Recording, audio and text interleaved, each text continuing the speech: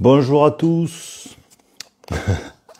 On va attendre que certains rejoignent le live qui n'était pas annoncé, donc on va voir le nombre que nous sommes. Mais il y a du grand public là, il y a du local, il y a du vrai local. Bon les amis, ce soir c'est un live un peu différent des autres, puisque la dernière fois j'avais Clément qui était là pour poser les différentes questions qu'on avait reçues. Ce coup-ci c'est total impro, d'ailleurs il était même pas annoncé.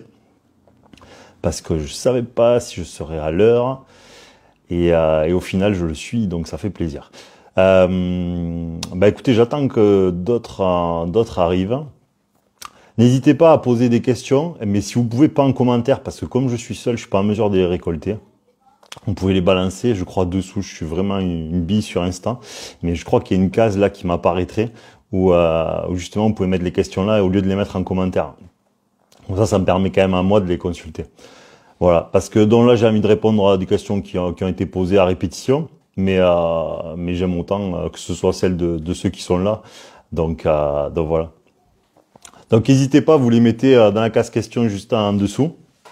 Parce que comme j'ai pas mon partenaire des derniers, je suis pas en mesure de tout récolter. J'attends encore une minute que certains aient le temps de se connecter. Et après, on démarre. N'hésitez pas, s'il y en a même qui ont des questions d'ores et déjà, à vous les balancer dessous. Pas en commentaire, je le redis, un peu plus bas. Salut Sandro. Un fidèle au poste. Fafmout, alors ça c'est un autre profil, compliqué ce garçon. Non, je blague, c'est parce que celui-là je le connais, c'est pour ça. Mais du coup, il est tout aussi compliqué. Allez, génial. Il y en a, on a un bosseur qui me suggère d'inviter quelqu'un, mais qui m'obligera à faire un peu de politique, et on va essayer de rester sur la philosophie sur ce coup, les gars, mais peut-être un jour. Salut Théo. Bon les gars, merci à tous de rejoindre le live. On va essayer d'aborder quelques questions là qui ont été posées récemment. Comme j'ai dit, ce coup-ci, je suis seul, donc si vous avez des questions, envoyez-les dans la case questions, pas dans la case commentaires, et comme ça, on essaie d'animer au maximum. N'hésitez pas à rebondir. Comme à l'accoutume, je vous fais pas une trop longue intro, parce que sinon vous allez bouger pour le film de Noël, je vous vois arriver. Bande de drogués, ou Joséphine le dimanche soir, non, sur la 21, dans ces eaux-là. Là.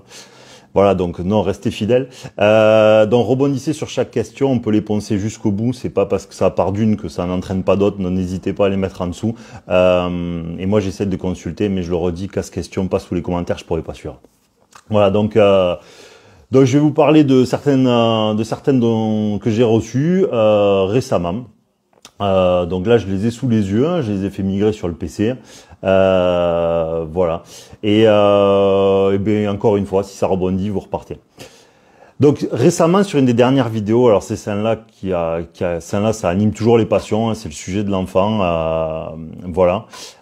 Yotar, j'essaierai de te répondre. Alors le problème c'est que je voudrais pas embêter les autres. Le principe de la mécanique de la vie, c'est juste essayer de fonctionner avec des lois de l'univers, si tu veux. C'est-à-dire qu'au lieu de partir sur des postulats qui nous sont propres, c'est d'essayer de trouver une logique à plein de facteurs. C'est-à-dire si des fois on peut réunir et de la science, et de la philosophie, et de la religion même, pourquoi pas, des observations du quotidien, et qu'en fait on voit qu'il y a une convergence entre tout, on se dit ok, il doit avoir une raison, il doit avoir une répétition, il doit avoir une intelligence derrière, puisqu'il y a une convergence entre tous les secteurs finalement dont on a accès à l'information quelque part. Et donc à partir de là, quand moi je les ai supposés, je les ai ensuite appliqués, et j'ai essayé de voir s'il y avait une résonance dans mon observation des phénomènes humains ou dans la vie de tous les jours, et ça a été le cas. Donc voilà, donc j'ai essayé d'extraire ça, et après j'appelle ça une loi de l'univers, mais c'est sur des observations et des convergences, quoi. Voilà. Mais moi la plupart des choses que je dis, je les ai vues se répéter, donc c'est pas du système de croyance. Évidemment, il y a des sujets nous quitterons tous la terre et nous saurons pas la réponse. Il faut quand même être humble par rapport à ça, c'est une évidence. Donc je disais, la première question par laquelle on pourrait commencer, c'est les enfants, que j'ai énuméré très rapidement dans une brève vidéo d'1 minute 30. J'espère que la plupart d'entre vous l'a déjà croisé.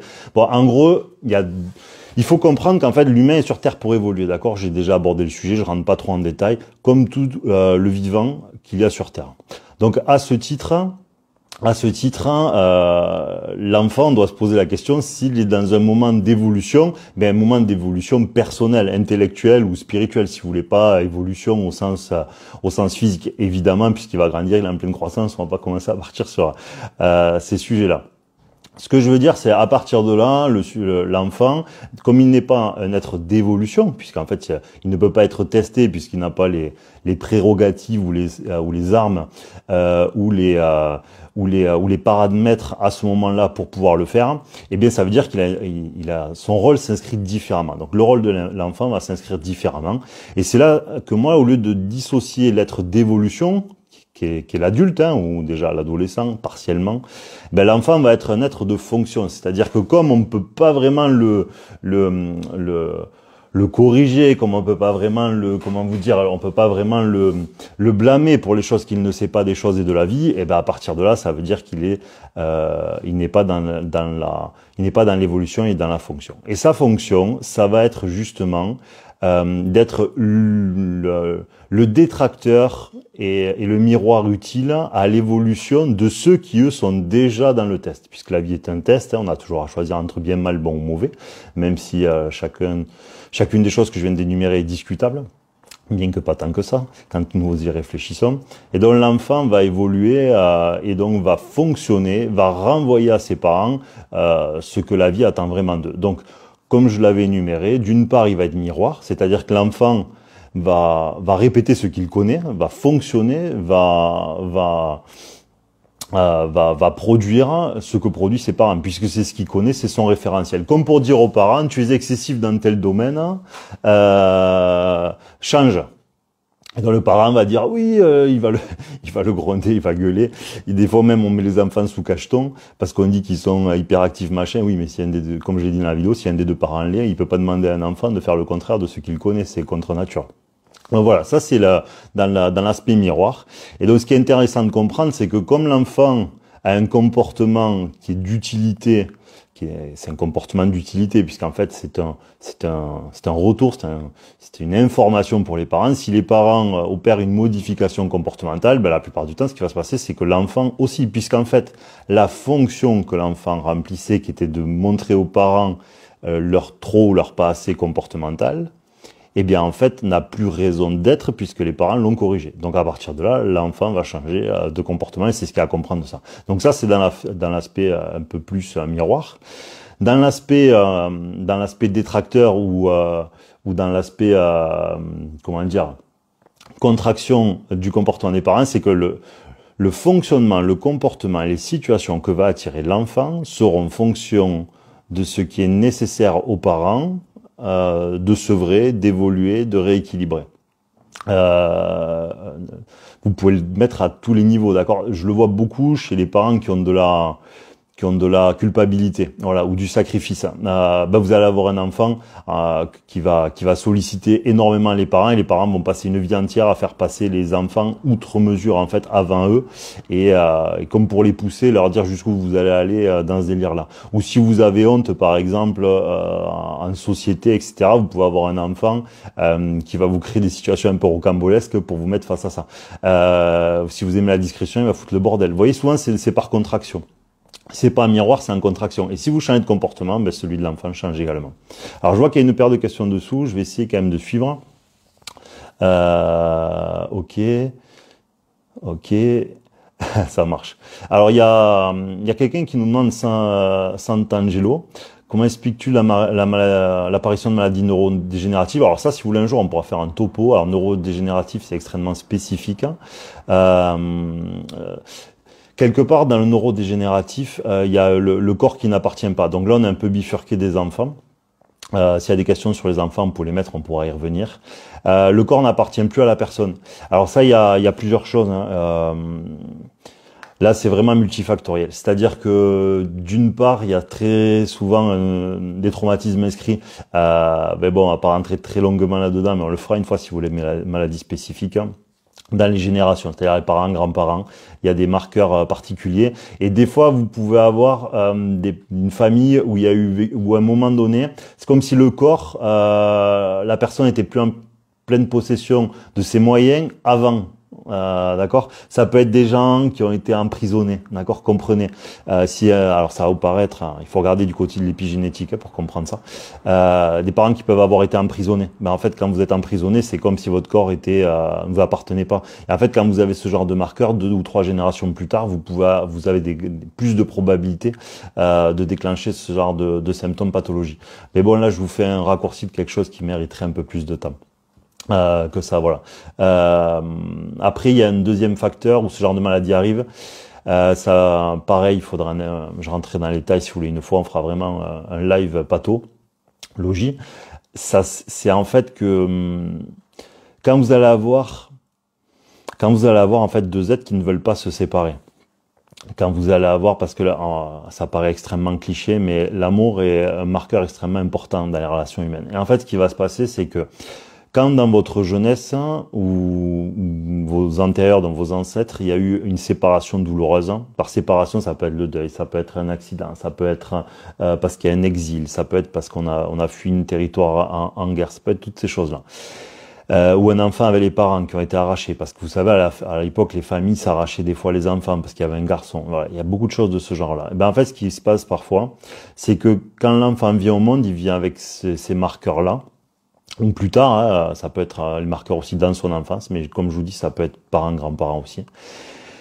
Et donc en fait, ce qui va se passer, c'est que l'inconscient de l'enfant c'est comme s'il était en capacité d'activer un gène qui va faire en sorte de déclencher des symptomatiques ou des pathologies pour qu'en fait son état demande une attention particulière à ses parents et à sa famille, pour que la séparation inconsciente qu'il porte eh bien ne puisse pas être, parce que son état demandera tant d'attention de la famille qu'il aura toujours les yeux et l'amour posés sur lui. Voilà. Et des fois sur les symptômes, sur certains symptômes, quand justement il y a un apaisement qui se fait par rapport à ça et à la peur de ces symptômes-là et l'angoisse ça peut générer, mais aussi de plus avoir la peur d'être séparé, hein, d'être isolé l'un de l'autre, et ben souvent la maladie, moi en tout cas je l'ai vu plusieurs fois, et ben elle s'amenuit parce qu'en fait à la base la maladie elle est informative, hein, et donc quand on comprend le paramètre émotionnel qui vient influer là-dessus et quel est l'intérêt, hein, l'intérêt il est toujours comportemental. Ben en fait c'est que l'intérêt comportemental c'est qu'on rééquilibre finalement le fait de vouloir absolument aider l'autre, sauver l'autre à outre mesure, et que l'autre va nous solliciter dans cette direction. Voilà. Parce que le problème, c'est que le sacrificiel est vraiment la problématique numéro 1 chez les humains, notamment chez les occidentaux. Parce que nous sommes rentrés dans les sociétés de confort, on n'est plus dans des sociétés où nous avons faim, on n'est plus dans des sociétés où nous connaissons la guerre directement. Et donc maintenant, une des grandes intitulées de nos problématiques, c'est le sacrificiel. C'est le fait en fait de toujours vouloir sauver ou aider les autres dans une trop grande mesure où on a tendance à les faire passer avant nous. Et alors des fois c'est tous les gens ou des fois ça peut être juste notre famille, mais souvent on a un comportement par rapport à ça qui est extrêmement déséquilibré et dans la vie nous sommes de reprendre l'équilibre qu'il convient d'avoir. Hein. Je rappelle que tout est un équilibre et que tout déséquilibre en fait doit créer un nouvel équilibre plus tard. C'est une forme de destruction créatrice. Voilà. Mais je peux rentrer plus en détail par rapport à ça. Donc ça c'était la question de Sant'Angelo. Quel apprentissage peut-il avoir si une personne... Ok, je vois son truc. Voilà, donc merci pour sa question du coup.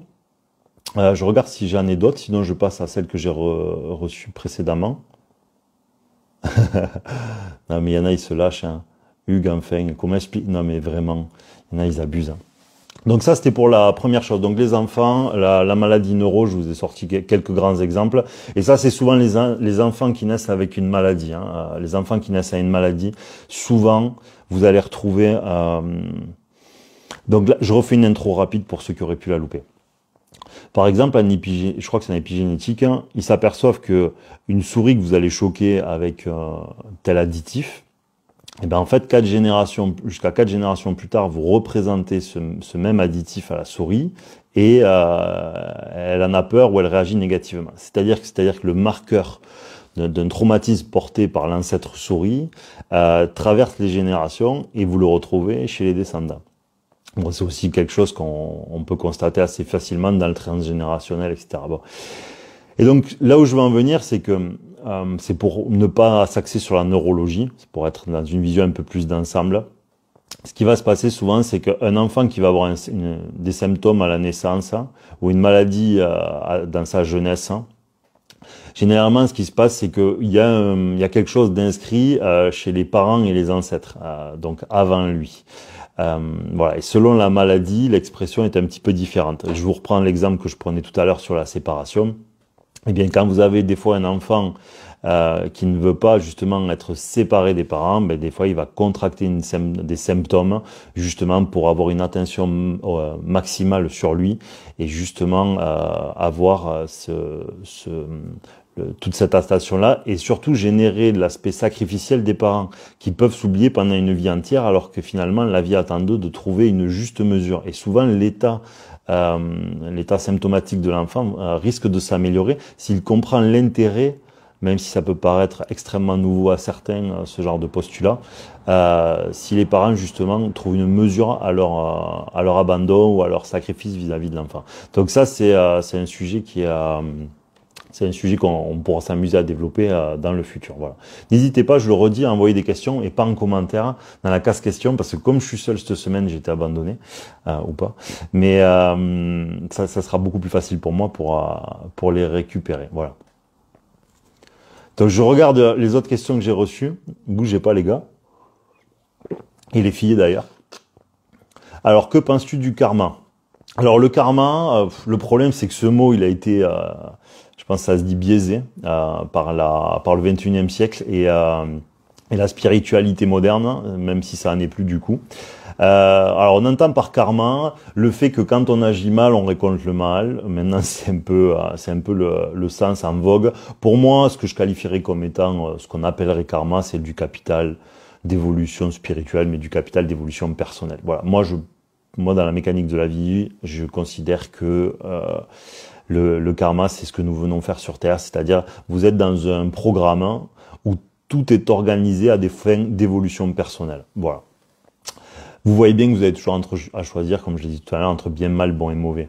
Vous voyez bien que tout est un équilibre sur Terre. Vous pouvez le regarder, que ce soit en physique, que ce soit même dans votre repas. Même si l'équilibre est un peu variable en fonction des individus, mais quand vous commencez à mettre trop de poivre, ça devient dégueulasse. Donc finalement, votre plat est aussi un équilibre, même si l'équilibre de chacun est un peu variable. Mais finalement, on s'y retrouve quand même. Donc le karma, c'est ni plus ni moins pour moi qu'une expérience donc sur Terre dans un processus d'incarnation où on vient chercher quelque part des points de compréhension, des points d'évolution et donc en fait toute notre vie et toute la Terre, nos familles, la société, la politique, la science, la civilisation, le sexe dans lequel que vous soyez un homme ou une femme, etc. est organisé totalement à cette fin. Tout le reste, c'est une organisation qui est fabriquée à cette fin. Voilà. Et donc pour moi, le karma, c'est finalement l'expérience que nous allons produire avec ces paramètres-là. Et c'est pour ça que vous voyez que les civilisations doivent être modifiées, doivent germer et doivent être aussi variables en fonction des continents, en fonction des pays, en fonction des époques, parce que les paradigmes doivent changer. Si maintenant on prend ce que je viens de dire dans un jeu vidéo, bon, vous démarrez le jeu vidéo. Le jeu vidéo, c'est quoi? C'est les paramètres dans lesquels vous êtes projeté par un programmateur. Bon, bienvenue, on dirait que c'est à peu près la même chose pour l'expérience humaine.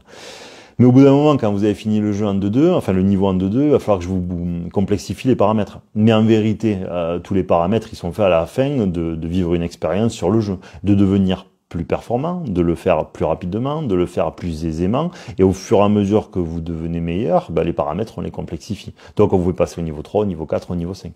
Comprenez par là qu'il n'est pas impossible que finalement l'Occident et la société dans laquelle nous sommes incarnés, parce que la plupart vous êtes francophones, donc vous êtes en Occident en théorie, eh bien en fait, ce qui va se passer, c'est que l'Occident est un paramètre extrêmement complexe, si vous le regardez sous ce bilan. Parce que la science est venue est au service quelque part de la non-science d'une certaine manière, c'est-à-dire qu'on est devenu beaucoup plus religieux depuis la science qu'avant.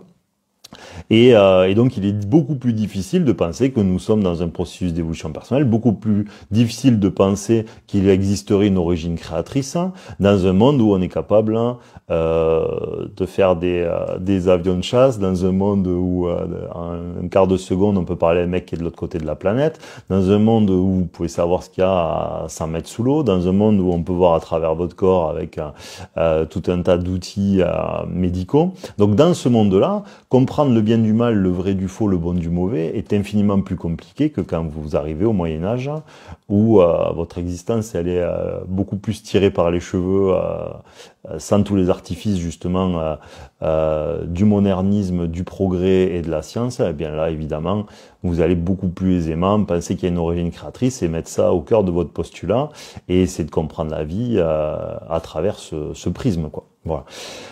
Donc voilà l'intérêt pour moi du monde dans lequel on vivrait, quoi. Voilà.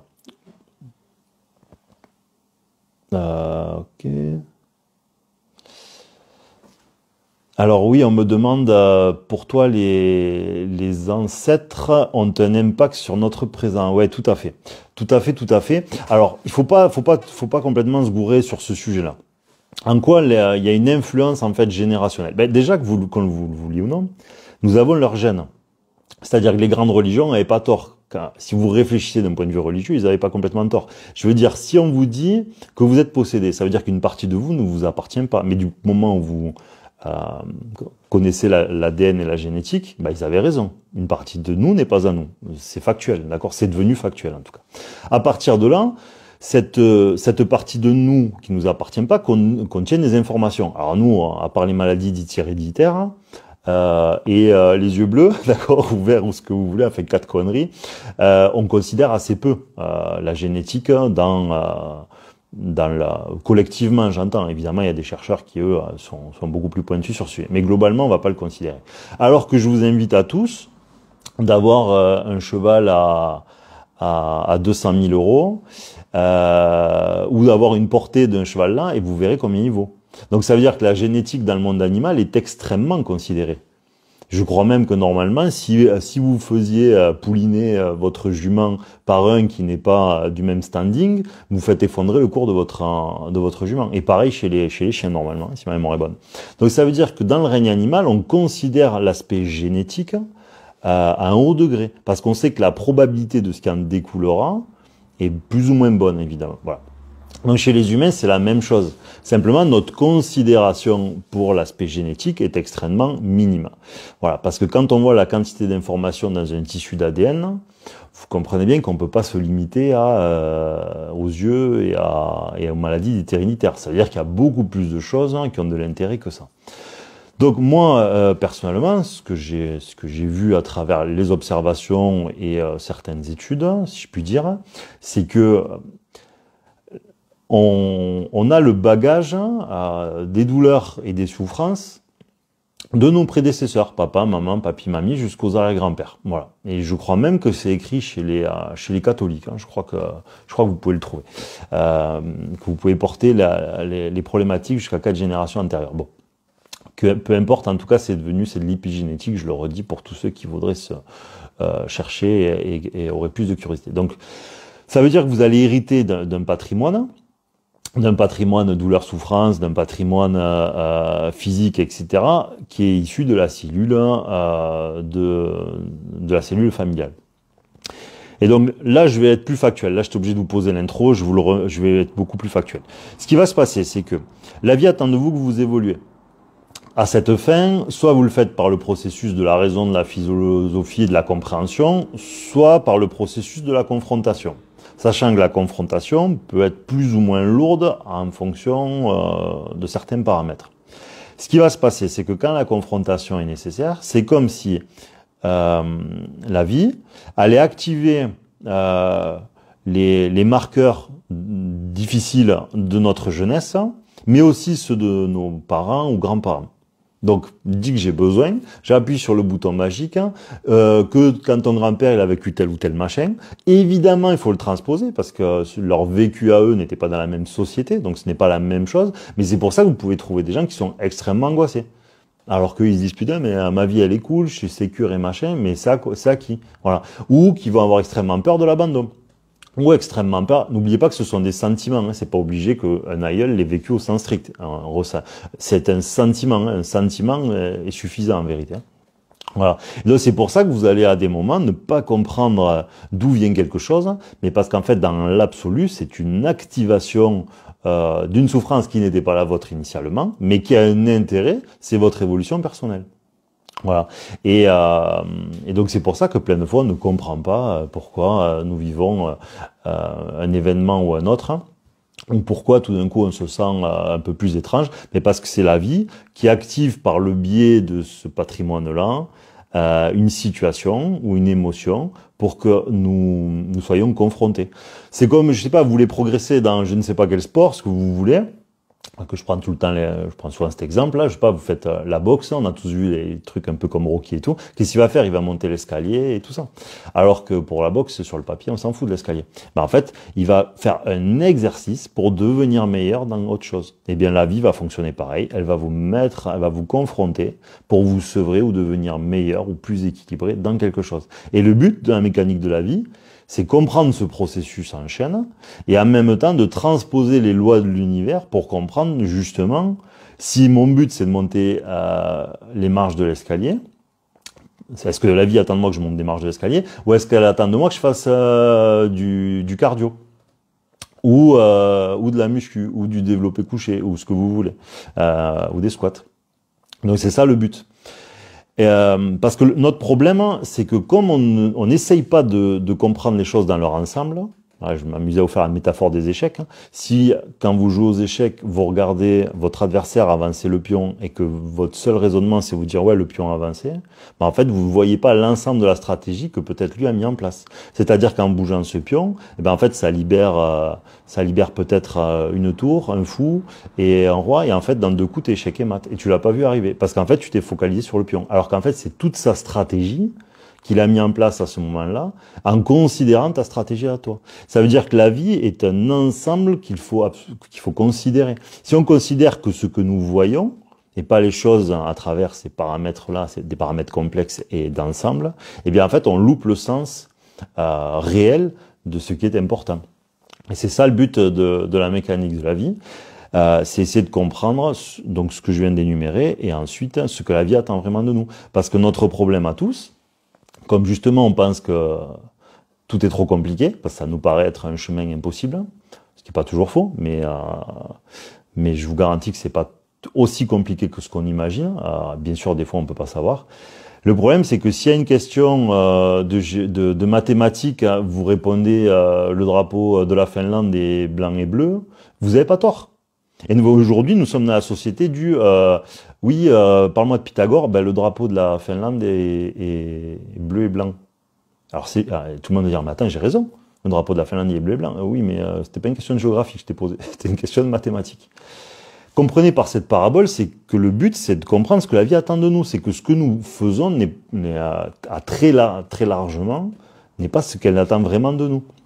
Donc c'est tout l'intérêt des lois de l'univers et du fonctionnement de la mécanique de la vie, c'est essayer d'isoler ce qu'elle attend vraiment de nous pour ne pas produire des efforts dans une direction qui est vaine ou qui n'est pas la plus probable. Parce qu'en vérité, vous pouvez l'absolu, d'être sûr dans l'absolu, ça n'existe pas. Nous sommes sur Terre, la mécanique quantique, en fonction de l'observateur, le résultat change, donc ça veut dire que la vérité absolue n'existe pas. C'est juste des probabilités. Hein. Ça, je l'ai déjà abordé dans notre vidéo. C'est les probabilités qui vont dégager des tendances et vous dire oui, dans cette direction, c'est ce qui semble être le plus la raison. Mais les probabilités, c'est ce que nous faisons tous les jours et c'est ce qui régit le monde. Donc, il faut fonctionner avec des probabilités justement pour essayer de comprendre la vie et ce qu'elle attend de nous. Voilà, parce que ça, c'est tout l'intérêt de la mécanique de la vie. Alors, j'ai une autre question. Alors, pardonnez-moi, je suis seul, donc je suis obligé de prendre des petites secondes pour aller lire vos différentes questions. Hop. N'hésitez pas, je vous le redis, à les envoyer dessous.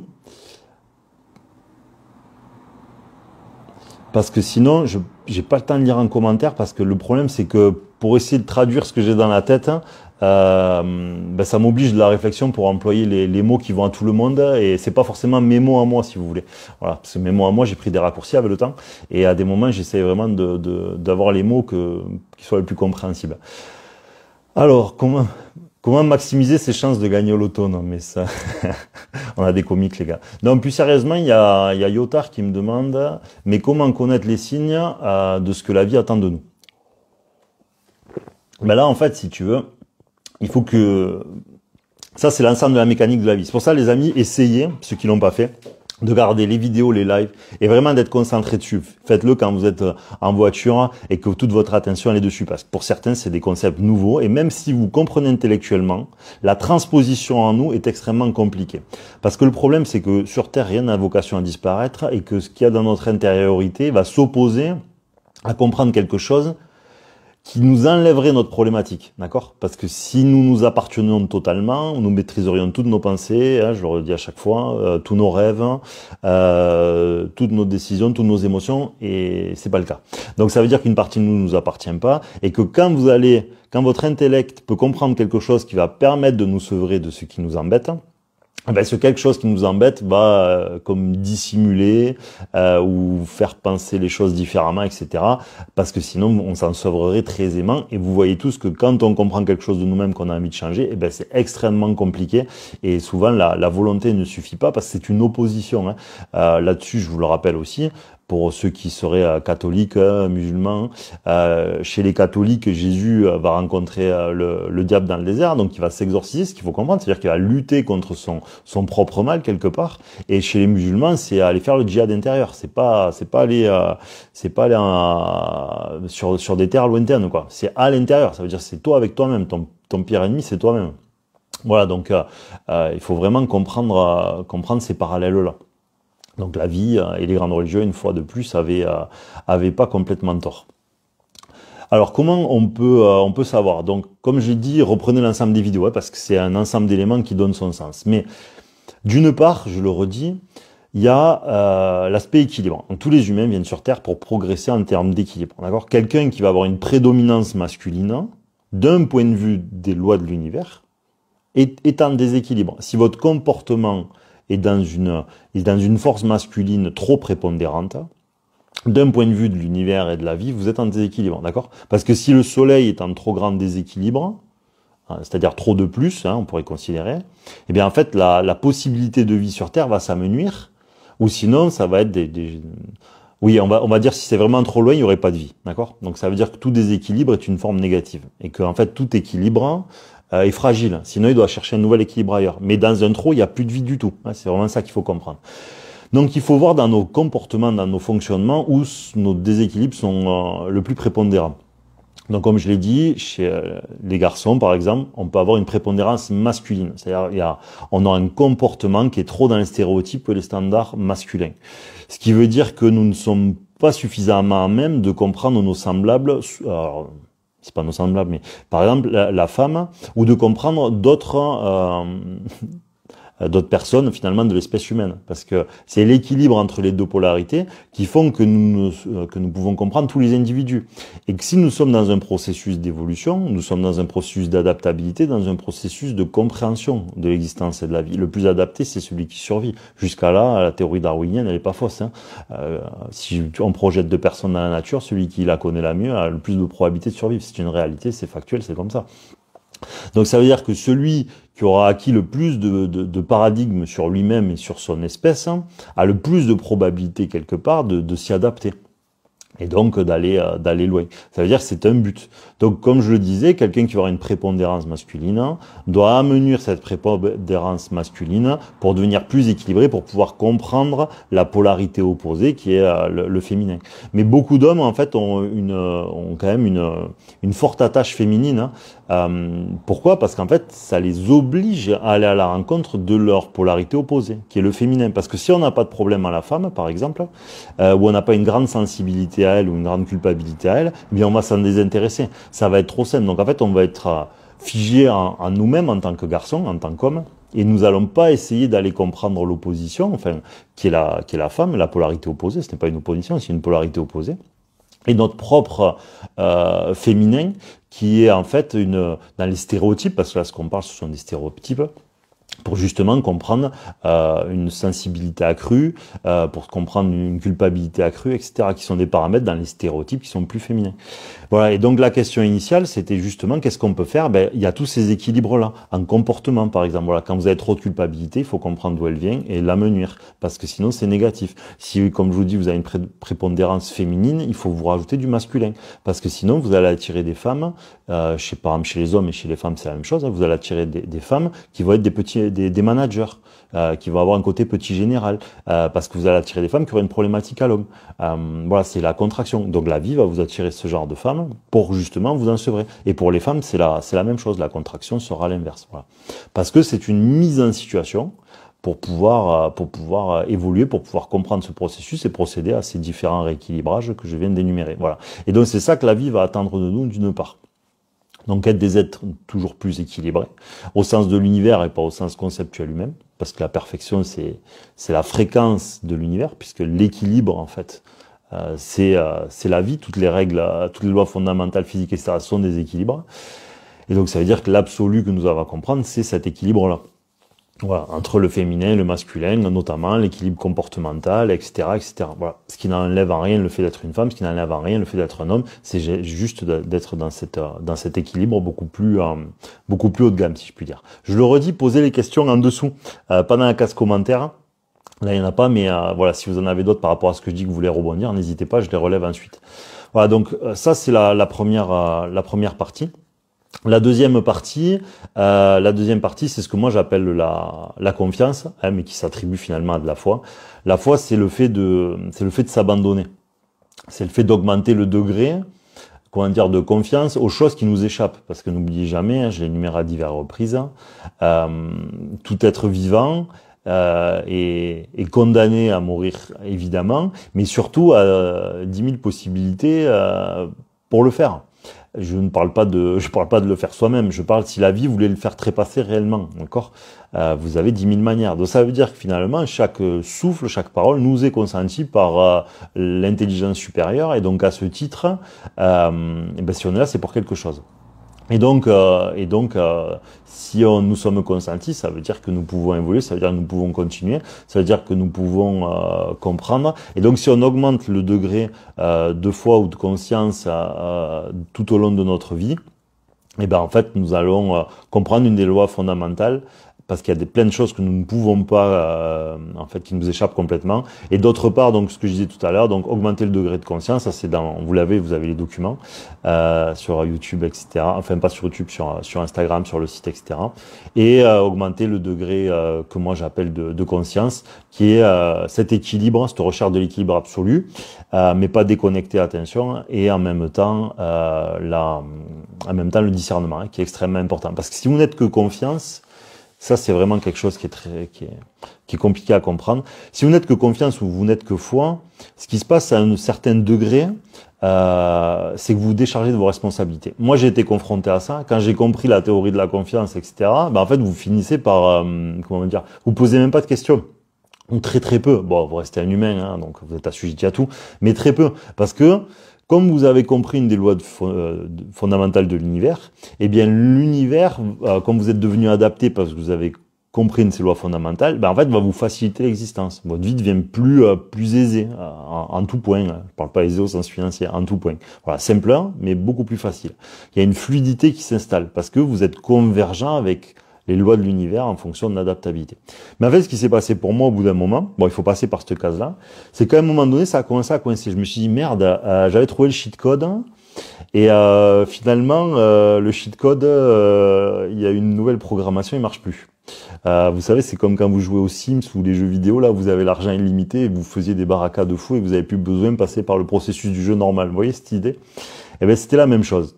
Parce que je pense qu'à un moment donné, c'était une décharge de responsabilité. C'est-à-dire que vous ne réfléchissez plus parce que vous avez compris que vous ne savez pas dans l'absolu et donc vous en remettez à un degré qui fait que vous déchargez votre responsabilité individuelle presque, voilà, mais pas au sens sociétal, hein, je parle au sens un peu personnel, développement personnel ou un peu spirituel, voilà.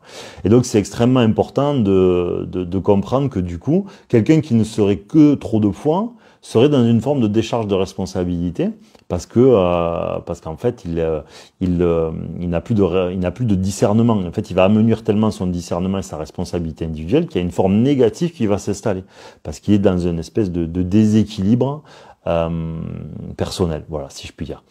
Je vous le redis, envoyez les questions en bas plutôt qu'en commentaire. J'en ai une, je regarde si c'est bien. Ok. Alors, désolé, hein, je suis seul, donc je suis obligé de prendre le temps de le lire. Alors, Yotar qui nous redit quelque chose, il est très dynamique ce soir. Les autres, n'hésitez pas en dessous, vous pouvez envoyer des questions pour rebondir ou si vous en avez d'autres. Alors, la peur et l'angoisse, c'est le truc le plus couillant. Alors, ça dépend. Des fois, il y a des terrains, c'est-à-dire que c'est pour nous faire changer de fonctionnement et de comportement, la peur et l'angoisse, j'entends. Parce que nous allons dans quelque chose qui ne nous va pas, en fait. Quelque chose qui ne nous va pas. Et comme nous y restons trop longtemps, la vie nous rend les choses désagréables à travers la peur et l'angoisse pour nous en faire changer. Comprenez que, vous savez, c'est comme quand vous perdez quelqu'un que vous connaissez, ou vous aimez bien. Tout d'un coup, vous vous dites, ouais, la vie c'est précieux. Vous voyez, vous rentrez à la maison, les petits problèmes, vous n'avez plus rien à faire parce que tout d'un coup, vous êtes mis face à quelque chose de beaucoup plus grave. Donc d'une part, la peur et l'angoisse ont cette fonction-là, que de nous faire changer, relativiser par rapport à ce qui est grave et ce qui ne l'est pas, d'une part. Et en deuxième, c'est de nous faire changer de comportement ou nous faire changer de direction. Quand vous êtes en inconfort, quand vous allez au taf, à un moment donné, c'est qu'il faut changer de comportement. Ça veut pas dire forcément qu'il faut changer de taf. Ça veut dire qu'il faut changer de comportement au taf. Parce que ça veut dire qu'on prend trop la pression des autres et qu'à ce titre, on doit modifier ce comportement-là. Et donc, la vie va se matérialiser à travers la peur et l'angoisse pour justement nous dire qu'on n'est pas dans la bonne direction, dans la bonne situation et pour nous permettre d'activer. Parce que l'humain, nous sommes tous des énormes feignants. Nous adorons notre zone de confort et nous pensons toujours que tout ce que nous vivons, c'est normal et que ça ne pourrait pas être différent. Alors que moi, je me suis aperçu qu'en fait, quand on comprend pourquoi on le vit et qu'on change ce quelque chose, eh bien en fait, on ne rencontre plus les mêmes situations. Quand vous avez 18 de moyenne, vous n'allez pas redoubler. Vous comprenez, si un élève a 18 de moyenne, vous ne faites pas redoubler. Même s'il a 16, vous ne faites pas redoubler. Même s'il a 14, vous ne faites pas redoubler. Et nous, en fait, notre fonctionnement, notre comportement, c'est la même chose. Vous n'allez pas continuer à avoir des problèmes, des angoisses ou ce que vous voulez, si au bout d'un moment, vous faites ce qu'il faut. Si vous comprenez quel est le message qu'il y a derrière. Alors sur la peur et l'angoisse, c'est un peu différent parce que c'est aussi, il y a une grande connotation aussi à la confiance et à la foi. Hein, voilà, parce que ce que vous opposez dans l'absolu à la peur, eh bien, en vérité, c'est la confiance.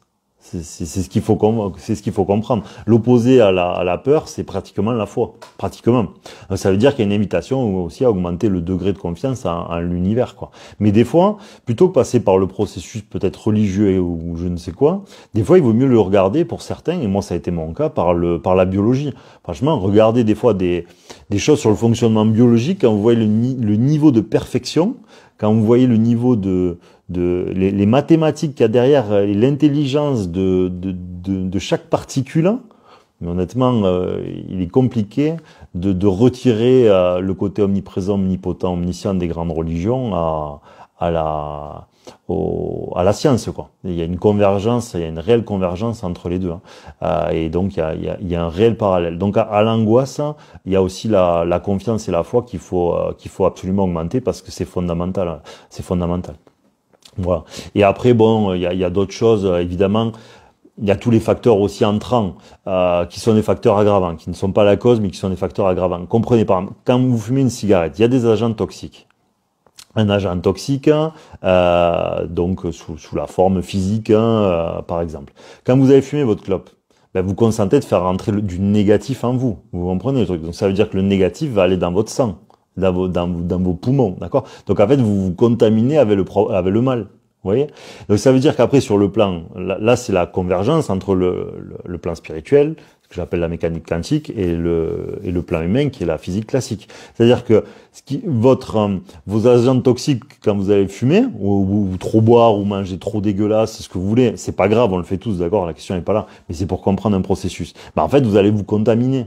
Donc ça va être un facteur aggravant. Quelqu'un qui a un terrain d'angoisse, s'il va en plus fumer, mais en fait va se contaminer à l'intérieur de lui, va faire rentrer le mal en lui, hein, sous forme physique, et donc il va augmenter le degré quelque part de ces angoisses, de ces peurs, à travers l'agent toxique, quoi. Donc il y a une convergence, en vérité, entre l'expression de ce qu'on croit être le négatif qui n'a qu'une influence physique, mais le négatif du physique, donc les agents toxiques et tout, va avoir une influence sur le monde émotionnel, puisqu'en fait tout est relié, tout a un fonctionnement d'ensemble. Voilà.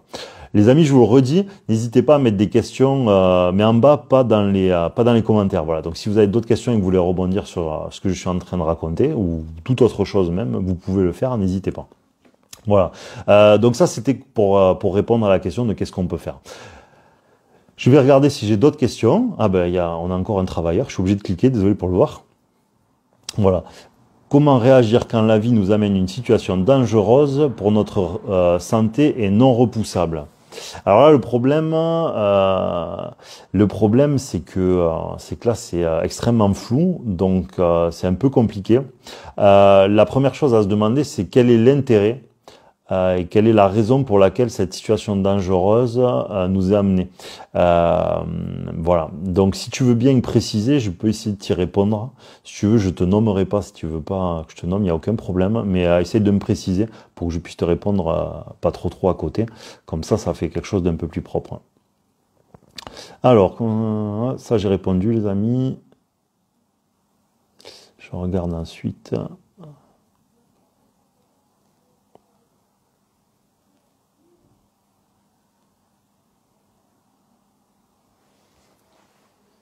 Alors, on a un petit joueur encore qui adore ces questions, notre ami Sant'Angelo. Et donc il nous pose la question suivante. Quel est le quid de la prédestination? Quelle est notre marge de manœuvrabilité au final? Donc ça, je l'ai un peu abordé brièvement, hein. Pour moi, le problème, c'est que je vais être assez honnête, encore plus que la dernière fois. Le problème, c'est que pour moi, dans l'absolu, la manœuvrabilité, donc en gros l'autodétermination, notre capacité à réellement faire des choix, n'est élevée, on va le dire comme ça, que quand on est extrêmement sevré de nos besoins, nos manques, nos peurs, nos angoisses, nos amours, nos sacrifices, notre famille. Avant ça, pratiquement toujours, quand vous prenez une décision, elle est sous projection, elle est sous induction, elle est sous influence de tout ce que je viens d'énumérer. Et quand vous travaillez sur ce que j'ai dit tout à l'heure, c'est le transgénérationnel, notamment, ben vous voyez qu'on a tendance à être, d'une part, le capital de notre jeunesse, que j'ai abordé dans d'autres vidéos, c'est-à-dire nous sommes ce qui nous a été donné. À 5 ans, on fonctionnait déjà comme ça. Et ensuite, on retrouve en plus tel truc lié à maman, etc. Donc, on est extrêmement, toute notre existence, nos rencontres affectives, notre travail, etc., est extrêmement influé et induit par tout ça. Donc pour moi, la manœuvrabilité, tant qu'on est là-dedans et comme nous sommes tous là-dedans, est extrêmement restreinte. Moi, j'ai passé beaucoup de temps, je vous le dis pas par croyance, j'ai passé beaucoup de temps à regarder ces sujets-là, même en consultation. Et c'est énormissime. C'est au-delà, finalement, pas de l'inimaginable, parce qu'on peut tous avoir des grandes imaginations, mais ça a une place qui est extrêmement prépondérante. Donc voilà, donc notre marge de manœuvre est extrêmement restreinte jusqu'à là. Et ensuite, elle va croître. Si vous arrivez à vous sortir relativement de ça, ensuite elle va croître. Le problème bon là, je vais pas mettre le cafard à tout le monde, mais le problème de l'autodétermination, etc., c'est qu'elle est aussi contraire à certaines choses. Vous voyez, par exemple, en science, quand ils mettent des capteurs sur le cerveau, j'ai vu des expériences de ce genre-là, ben, votre cerveau reçoit l'information avant même qu'on vous pose la question. Donc, je vais pas vous faire flipper, mais la place qui resterait à l'autodétermination, du coup, elle est presque, on peut presque la remettre en cause aujourd'hui scientifiquement. Bon, on va pas rentrer là-dedans parce que sinon, ça devient plus marrant. Donc, on va quand même essayer de considérer on a une place et que justement, en comprenant les lois de l'univers et donc tout ce que j'énumère à travers la mécanique de la vie, eh bien, à ce moment-là, on pourra trouver justement des alternatives parce que la vie attend vraiment de nous. Voilà, donc prédestination à travers ce que je dis. Enfin, ce que je viens d'énumérer. Et merci San Angelo de toujours être le trouble fait en fait. Voilà, lui c'est un trouble fait. Alors, entre-temps, j'ai eu d'autres questions, donc on va rebondir encore.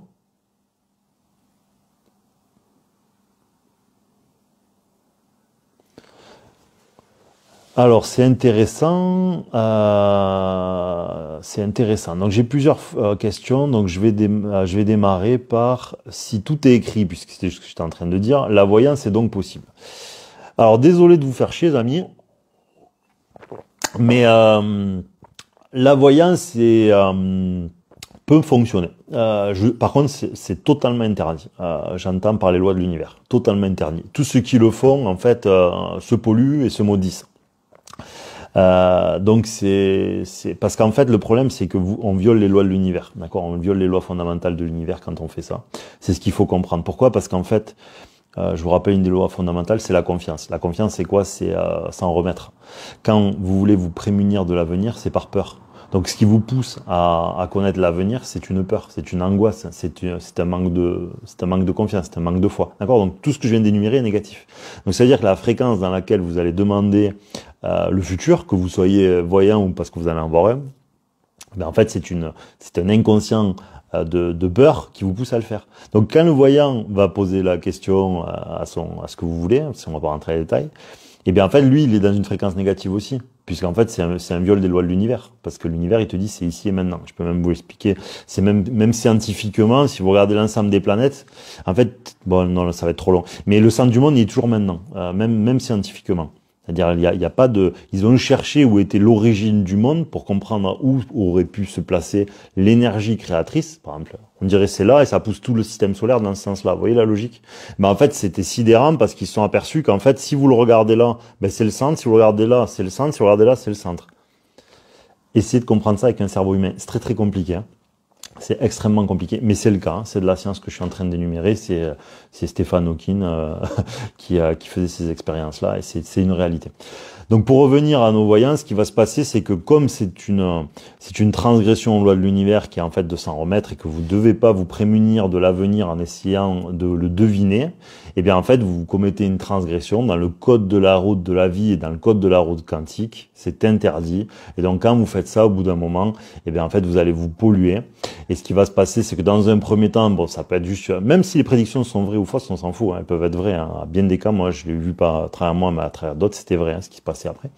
Mais en fait, au bout d'un moment, comme vous avez transgressé, eh ben, en fait, il va falloir payer. Voilà, toute transgression.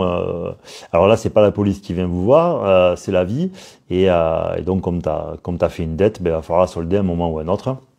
Donc soit par des émotions compliquées, soit par des situations à la noix. Et ce qui se passe souvent, ceux qui sont voyants et tout, au bout d'un moment, vont avoir des vies de plus en plus pourries et vont avoir souvent des symptômes et souvent des problèmes liés au sang et tout. Parce que comme ils polluent spirituellement l'univers et n'en respectent pas les règles, et ben en fait l'univers va s'exprimer à travers le monde physique chez eux, à travers les symptômes et la pollution physique souvent du sang. Voilà. En tout cas, c'est ce que j'ai constaté. Donc c'est quelque chose qu'il ne faut vraiment pas faire parce que c'est complètement interdit par la vie. Vous pouvez le faire évidemment. Moi, je vous aurais dit ce que j'avais à dire.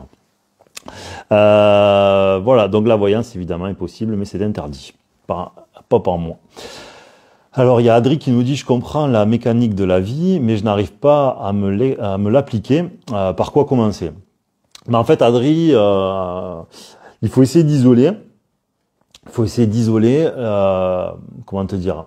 Comme c'est un concept nouveau, il faut essayer d'isoler l'endroit où c'est le plus probable ou le plus utile pour toi, en fonction de ce que tu vis. C'est-à-dire que si tu commences à réfléchir à ces sujets-là, en général, l'univers étant extrêmement bien fait, tu vas avoir des petites convergences dans ton quotidien. Tu vas avoir des petits indices parce qu'on est là pour ça. Donc en fait, du moment, tu sais, c'est comme quand tu rentres dans un jeu, là, tu démarres un jeu vidéo.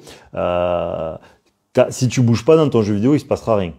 Quand tu commences à te dire, ok, j'ai envie d'avancer dans le jeu, tu vas avancer, il y a le premier mec du village, finalement, il va te filer un indice, le deuxième du village, un autre, le troisième du village, un autre, puis en fait, tu as 3 indices qui te disent où tu dois aller, tu vois l'idée.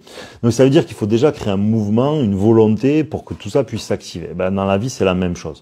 Donc tu verras, Adri, si tu as cette volonté justement d'avancer, tu verras qu'il y aura une convergence. Mais le mieux, c'est d'isoler. De toute façon, c'est très simple. Qu'est-ce qui te paraît le plus compliqué? Qu'est-ce que il y a quoi que tu n'arrives pas à te passer? N'oubliez pas la phrase qu'il y a dans mes publications. Tout ce que je possède me possède. Tout ce que je possède aura du pouvoir sur moi, que ce soit humainement comme physiquement. Donc, qu'est-ce que, en fait, vous n'arrivez pas à vous passer? Qu'est-ce qui a trop de pouvoir sur vous, en fait? Qu'est-ce qui a une influence négative? Ça ne veut pas dire que vous devez vous séparer de votre mari ou votre femme. Ça veut dire qu'il faut amenuire l'influence négative que l'homme ou la femme va avoir sur nous, par exemple, d'accord? Et c'est pareil pour la maison, c'est pareil pour le travail, c'est pareil pour les clients, et c'est pareil pour tout. Parce que vous ne pouvez pas avoir 2 mètres, d'accord? Vous ne pouvez pas vous rapprocher de l'univers si au bout d'un moment, vous êtes tout le temps retenu et que si en fait quelque chose a du pouvoir sur vous, ça veut dire être possédé, d'accord, au sens absolu, au sens religieux du terme. Ça veut dire que quelque chose, en fait, vous éloigne quelque part de l'univers et de l'origine créatrice. Donc c'est ça qu'il faut vraiment comprendre. Et donc si tu veux trouver, Adri, de quoi il s'agit, pose-toi cette question, de quoi tu peux pas te passer, qu'est-ce qui a du pouvoir sur toi? À mon avis, tu vas trouver. Voilà, ou quels sont tes déséquilibres comportementaux qui sont prépondérants. Voilà. À mon avis, à ces 3 questions, tu prends un papier. Si tu as beaucoup d'humilité, comme tu es un garçon, si tu as une compagne, demande à ta compagne, demande à tes amis, etc. et tout ça, qu'est-ce que vous diriez de moi, etc. Et puis tu fais un papier. Une fois qu'après tu vois qu'il y a un ensemble de choses qui convergent, et après une fois que tu penses avoir isolé ce qui est prépondérant, tu t'attelles à ça. Et surtout, tu vas pas commencer à tout remettre en question. Quand on a un diagnostic et une convergence des éléments, on s'arrête sur le diagnostic. Nous sommes dans une époque où en fait nous refusons le diagnostic, nous refusons la raison, nous refusons les probabilités. Donc nous nous abandonnons à l'irrationalité en permanence. Voilà. Mais quand vous avez un diagnostic, il vous faut aller au bout de ce diagnostic. Si vous pensez que telle solution est la bonne, il faut aller au maximum de cette solution. Adri, si tu veux rajouter une autre question, parce que ça t'en a amené une autre, n'hésite pas, je continuerai d'y répondre. Voilà. Je rappelle à tous, n'hésitez pas à poser des questions et à vous les envoyer en tant que questions et non que commentaires, parce que comme je suis seul aujourd'hui, je ne peux pas les récupérer autrement. Allez, j'enchaîne avec la prochaine. Non, c'est Lucie. Ok, tu m'as pas complété, donc je peux pas t'en dire plus. Ok, si tu veux, tu le feras. Donc, envoyez d'autres questions. Moi, je regarde celles que j'ai reçues sur l'ordinateur immédiatement. Ok. Alors, il y a quelqu'un qui demande, alors j'avais déjà répondu partiellement, est-ce qu'il y a-t-il pour moi un processus de réincarnation? Moi, je pense que c'est beaucoup plus probable que oui, plutôt que non. Pourquoi? Parce qu'en fait, il ne suffit pas que d'une seule existence pour comprendre tout ce qu'il y a à comprendre de la vie. Je pense que c'est extrêmement prétentieux et extrêmement irréaliste. Voilà. Je pense que vous pouvez pas comprendre toutes les facettes de l'existence humaine et de son incarnation que de votre paradigme à vous. Ça paraît quand même extrêmement compliqué. Donc, à ce titre, je pense qu'il est beaucoup plus probable qu'il y ait un ensemble. Et comme dans un jeu, vous n'avez pas qu'un niveau. En fait, le jeu évolue et se complexifie pour vous mettre face à d'autres situations. Voilà. Donc, je pense qu'il y a un processus de réincarnation. Et je vois qu'il y a une question, comment se focaliser sur le positif. Tu peux me l'envoyer en message dessous, pas en commentaire, Léo, comme ça, je te la garde pour tout à l'heure. Parce que là, j'arrive pas à parler et à vous lire, les gars et les filles.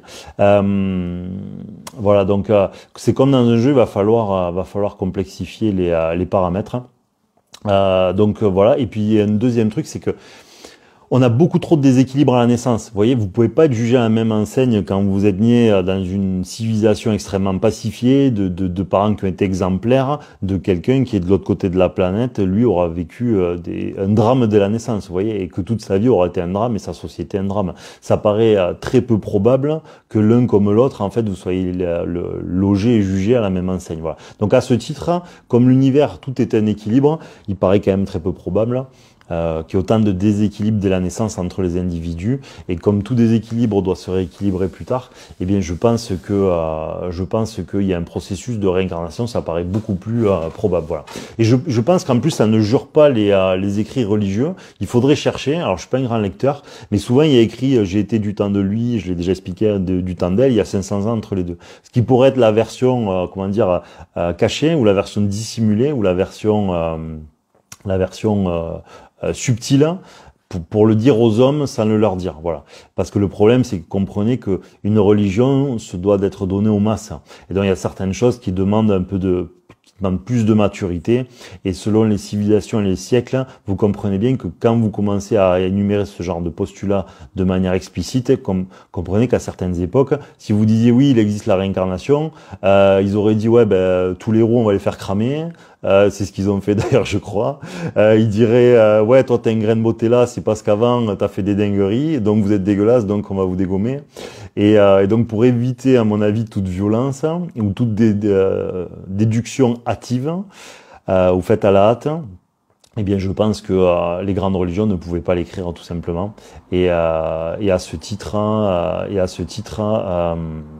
eh bien, ça ne pouvait pas être écrit de manière explicite. Voilà. Donc, si c'est écrit, ça sera forcément de manière un peu cachée, un peu dissimulée, de manière qui ne pouvait pas être explicite. Alors, j'ai une question, je regarde. Comment se focaliser sur le positif? Alors ça, c'est super que tu poses la question, parce que pour moi, c'est un postulat extrêmement erroné. Hein. Ça naît de la spiritualité dégradée, à mon sens, en tout cas très humblement, de l'Occident. Parce qu'en fait, ça n'existe pas. Que le positif dans l'univers, je le redis, c'est la mort, ça s'appelle. Hein, parce que du soleil, c'est tout crame. Hein, d'accord. Donc que le positif, ça n'existe pas. Ça ne peut pas fonctionner. Donc ce postulat-là que nous voyons germer partout, que ce soit sur Internet comme dans la spiritualité moderne, est à mon sens très très erroné. Ce qu'il faut comprendre, c'est que vous n'êtes pas sur Terre pour produire que du positif. Vous êtes sur Terre pour évoluer, on est sur Terre pour devenir meilleur, on est sur Terre pour respecter l'ordre établi et les règles du jeu. Les règles du jeu vous disent il faut être neutre. Il faut pas être un positif, il faut pas être un négatif, il faut être un neutre. Donc, mais pour être un neutre, il faut comprendre ce qu'est le positif, mais il faut comprendre ce qu'est le négatif. Et de ces deux-là qui s'équilibreront, nous deviendrons en fait l'équilibre entre les deux. Voilà. Donc, que du positif, il faut pas chercher la pensée positive à tirer au positif, et 4 matins plus tard, vous verrez, vous serez en dépression. Parce qu'en fait, c'est une erreur philosophique fondamentale, ça n'a pas de sens en vérité, voilà. C'est un raccourci de la pseudo-loi de l'attraction, revisée de manière extrêmement basique. Tous ceux qui ont testé que le positif amène le positif, se heurteront rapidement aux limites de leur propre théorie, qui est évidemment beaucoup trop insuffisante, parce qu'en fait vous êtes là pour évoluer, vous n'êtes pas là pour vous êtes sur Terre pour être éprouvé, vous êtes sur Terre pour devenir meilleur, vous n'êtes pas sur Terre pour on n'est pas sur Terre pour autre chose. Donc on est obligé de respecter ce jeu-là. Voilà, donc pour moi c'est une théorie qui est erronée. Par contre, pour se rendre la vie facile, je dirais pas positive, pour se rendre la vie plus facile, eh bien justement, il faut comprendre ce que la vie attend de nous. Donc devenir un être plus équilibré, un être avec plus de foi et de confiance, devenir un être avec des polarités, c'est-à-dire un féminin et un masculin à l'intérieur de nous beaucoup plus équilibré, et un discernement accru, un être plus tolérant. Voilà, tout ça, ça fait partie des lois de l'univers. N'oubliez pas, hein, celle que j'ai dit tout à l'heure sur les questions, tout ce que je possède me possède. Comprenez que si des choses ont trop de pouvoir sur vous, vous n'êtes pas dans le positif. Vous avez plein de négatifs qui vous lient à d'autres négatifs. À partir de là, vous êtes marron. Vous pouvez croire que vous êtes dans le positif parce que ça va 2 jours. Mais à un moment donné, vous verrez que vous ne l'étiez pas parce que ça ne sera pas prospère. Ce sera juste des sentiments passagers.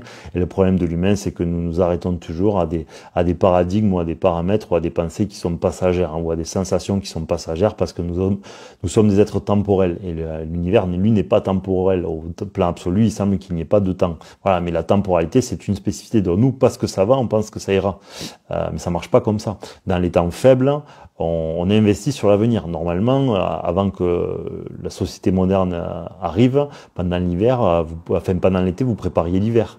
D'accord? Vous faisiez des rations, vous prépariez du bois, vous faisiez des cultures en conséquent. Voilà, vous prépariez les toits. Voilà. Donc ça veut dire on se prémunissait dans les temps faibles des temps difficiles. Et le problème, c'est que nous, quand ça va, on se dit oh ça va.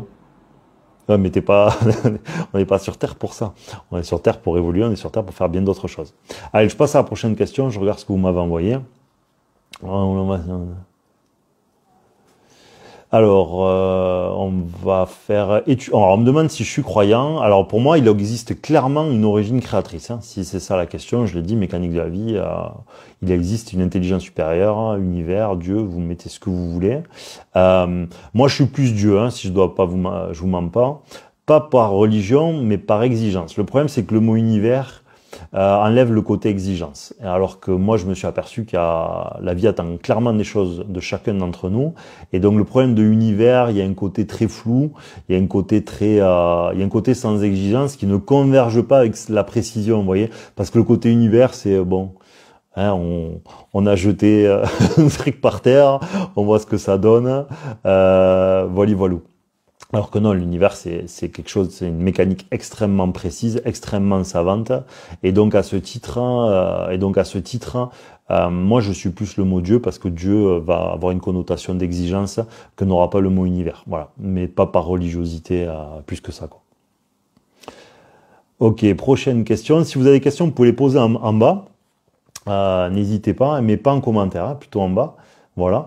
Et deuxième point, si le live coupe, je le relancerai, mais ce soir on ne durera pas trop tard, les amis, pour des raisons de fatigue et d'envie, tout simplement. Allez, je regarde la prochaine question.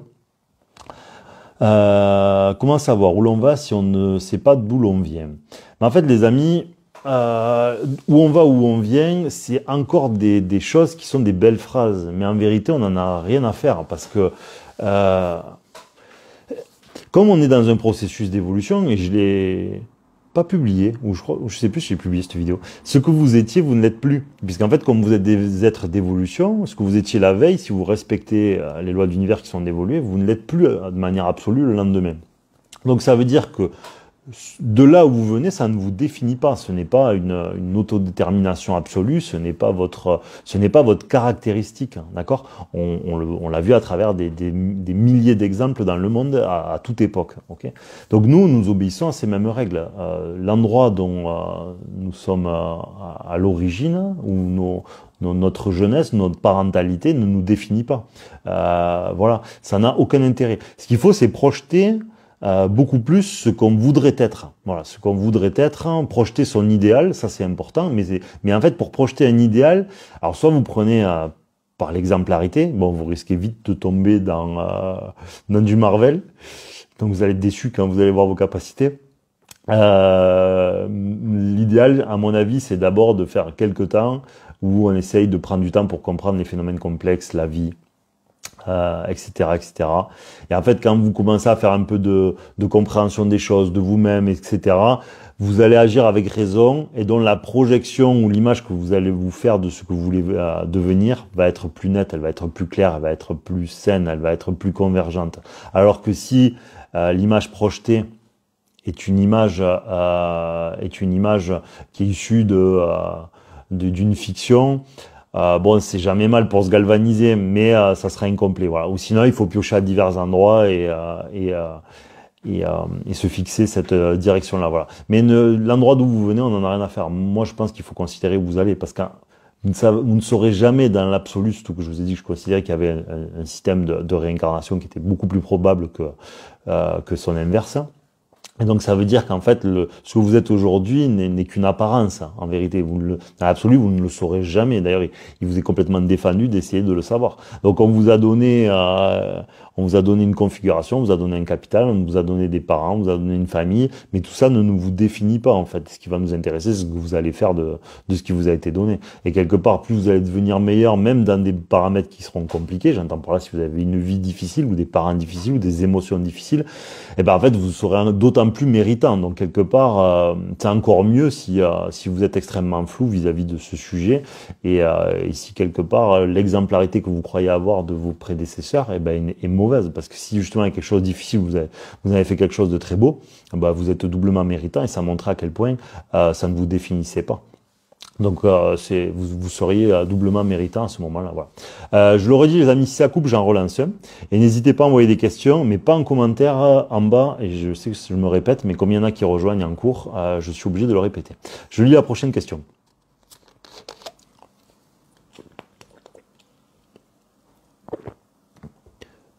Alors,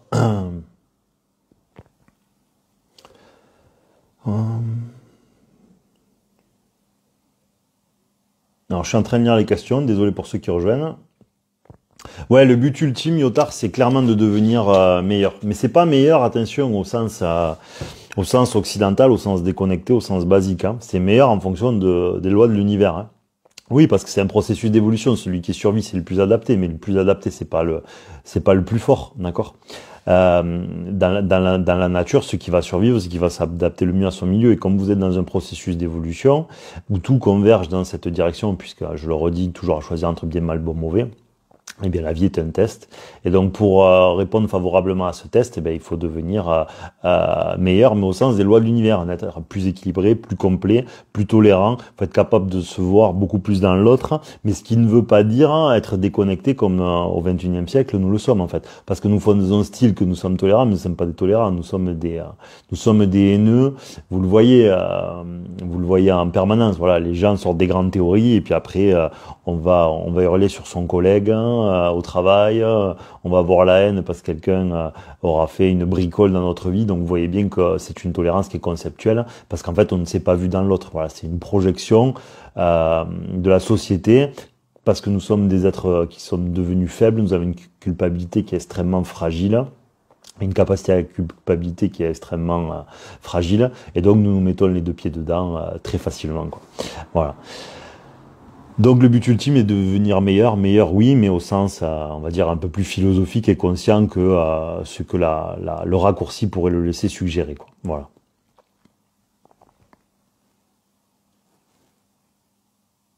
Voilà, donc merci pour vos questions. S'il y en a qui en ont d'autres, vous les envoyez, il n'y a pas de problème. Alors, il y a un coquin, Aston, qui nous dit « Sommes-nous responsables du bordel dont nous avons hérité de nos prédécesseurs ?» Moi, je pense que oui, très probablement, même si je vais en faire bondir certains d'entre vous qui vont me dire oui, c'est les 68 arts, c'est les boomers, c'est les machins. Oui, effectivement, sur le plan strictement physique, hein, je vous rejoins. Le problème, c'est que il faut comprendre que tout ce qui est engendré est toujours engendré par ce qui précède. Et comme je vous l'ai dit à X fois dans ce live, je pense qu'il y a un processus de réincarnation où les choses découlent d'elles-mêmes. Et donc ça veut dire que certainement nous étions ceux qui avons aussi poussé à créer ce nouveau paradigme, parce que dans l'absolu, ce que nous allons considérer être un bazar n'est ni plus ni moins qu'un paradigme, d'accord. Quand vous allez dans un match, au bout d'un moment, que vous soyez en foot, en rugby, en boxe, hein, plus vous allez devenir bon, plus il va falloir rencontrer des adversaires difficiles. Vous allez monter en division ou vous allez monter en adversité. La vie, c'est la même chose, c'est-à-dire qu'il faut que les civilisations mutent pour devenir de plus en plus, je sais pas si ça se dit égarante, en capacité d'égarer les hommes, d'accord, de plus en plus complexes, de plus en plus injustes, pour voir comment ils se comporteront dedans. Et comme nous allons être omnubilés par toutes les injustices et la folie ambiante, eh bien, en fait, nous allons oublier de nous concentrer sur ce que nous sommes venus faire sur Terre, qui est en fait de devenir meilleur, c'est d'évoluer, tout ce que j'ai énuméré lors de ce live et de tous les précédents. Et en fait, on va se faire leurrer une fois de plus par la société qui a été fabriquée justement pour ça, pour nous mettre face à ce qu'on a à sevrer, mais surtout pour nous égarer. Donc, quand on passe notre temps à ça, eh bien, en fait, on a perdu. Comment vous dire, le jeu a gagné. Le jeu a gagné. Voilà. Je sais que ça va en faire bondir certains, mais en vérité, si vous y réfléchissez, c'est commencer à imaginer que ce que je suis en train de dire est une hypothèse valable, transposez-la dans votre quotidien pendant quelques mois ou semaines, et vous verrez à la fin si vous partagez cet avis ou pas. Personnellement, ça me paraît ça me paraît extrêmement limpide, quoi, parce que nous sommes devenus complètement déraisonnés et il n'y a plus un pet de raison et tant que elle est devenue si petite que voilà, il y a quelque chose d'un peu au-dessus de l'homme, vous voyez. Moi, je rentre pas dans les détails, je veux pas trop faire de politique, mais voilà, c'était manière. Alors. Voilà, donc sommes-nous hérités de nos prédécesseurs? Ouais, moi je pense que très probablement nous le sommes. Voilà, et quand bien même on est dedans, donc on peut rien y faire. C'est vrai que des fois ça peut être je fais une toute petite parenthèse, bon c'est pas de la politique. De temps en temps on va un petit peu regretter parce qu'on se dit quand même, surtout quand on nous fait des leçons de morale, ça peut être un peu difficile. Parce que effectivement c'était une époque qui était très faste, très facile. Vous crachiez par terre, vous vendiez votre molar une fortune. Faut pas se leurrer, c'est pas loin d'être la vérité. Donc évidemment on hérite, la planète était en meilleur état. La civilisation, la société, les nations, tout ce que vous voulez. Mais bon, c'est comme ça, c'est un paramètre, je vous le redis, je vous le rappelle. Et donc, il faut l'accepter et surtout ne pas perdre la tête en oubliant ce que nous sommes venus faire, qui est finalement nous concentrer d'abord sur nous. Même si tout ça, il faut le savoir pour avoir un diagnostic conscient du monde qui nous entoure. Parce que si vous n'êtes pas adapté à la société qui vous entoure au sens de la comprendre, pas au sens de se conformer à ce qu'elle veut devenir, eh bien vous avez perdu le jeu. Le jeu, en fait, vous a quelque part gagné, quoi. Voilà. Yotar qui me demande, est-ce que j'ai une solution pour devenir plus tolérant? En fait, le problème de ça, c'est qu'à un moment donné, vous n'aurez même pas le choix. Vous n'allez pas avoir le choix. C'est que si à un moment donné, ça vient taper à votre porte, gare à vous que si vous croyez en l'univers, Dieu, ce que vous voulez, faut comprendre que déjà dans les grandes religions, si votre prophète a pardonné sur la croix, voilà, ça vous montre le niveau que votre religion attend de vous. D'un point de vue, on va dire plus de l'univers, ça tombait dans la religiosité. Moi, ce que j'ai constaté, c'est que la problématique, c'est que si vous comprenez pas que vous auriez pu dans l'absolu être l'autre, hein, je dis bien dans un absolu. Là, on parle de philosophie élevée, d'accord? On ne tombe pas dans oui, je peux pas me voir dans bon, ok. On essaie juste d'imaginer. Et ben en fait, ce qui va se passer au bout d'un moment, c'est que l'univers va devoir vous le faire comprendre, parce que vous êtes là pour devenir un être absolu, le plus absolu possible. Pas déconnecté, hein, parce que notre société, c'est que je l'ai dit tout à l'heure, de la tolérance déconnectée. Vous êtes là pour ça. Ça veut dire que soit au bout d'un moment, vous allez avoir des pensées qui ne vont pas vous plaire parce que pour que vous puissiez vous voir dans ce que vous n'aimez pas. Soit le jour où vous allez avoir un gosse, hein, ben votre gosse va être la représentation de tout ce que vous détestez.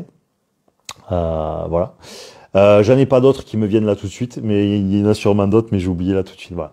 Parce que l'univers est là pour vous rendre meilleur. D'accord? Si les prophètes se sont vus dans les vierges et les prostituées, vous croyez que vous allez y échapper si à bout d'un moment la vie veut vous l'imposer? Vous n'y échapperez pas. Vous n'échapperez pas. Donc il vaut mieux le comprendre par un processus de la raison. Si vous considérez que Dieu ou ce que vous voulez est omniprésent, omnipotent, omniscient et en mécanique quantique, ça nous valide cette thèse. Ça veut dire que si l'origine créatrice appuie sur un bouton, vous devenez ce qu'il veut. Donc vous pouvez devenir ce que vous détestez. D'accord? Et des fois, c'est ce qui va se passer, mais sur des petites pointes, pour vous dire attention, regarde, voilà. Ou des fois, vous allez avoir aussi ce paramètre-là avec les familles. Vous savez qu'on est en froid, soit avec des familles, soit avec des frères, soit avec des amis. Ben, en fait, ce que vous n'avez pas pardonné à vos parents, ou je sais pas quoi, ou que vous avez traîné à faire, ben, en fait, vous allez le produire dans votre vie. C'est pour vous dire, t'as vu?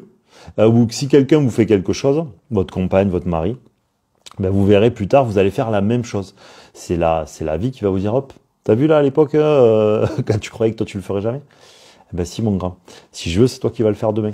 Donc essaye de voir une partie de toi en l'autre. Je t'ai pas dit de l'être, je t'ai dit de voir une partie de toi. Voilà, c'est ce que moi j'ai constaté en tout cas.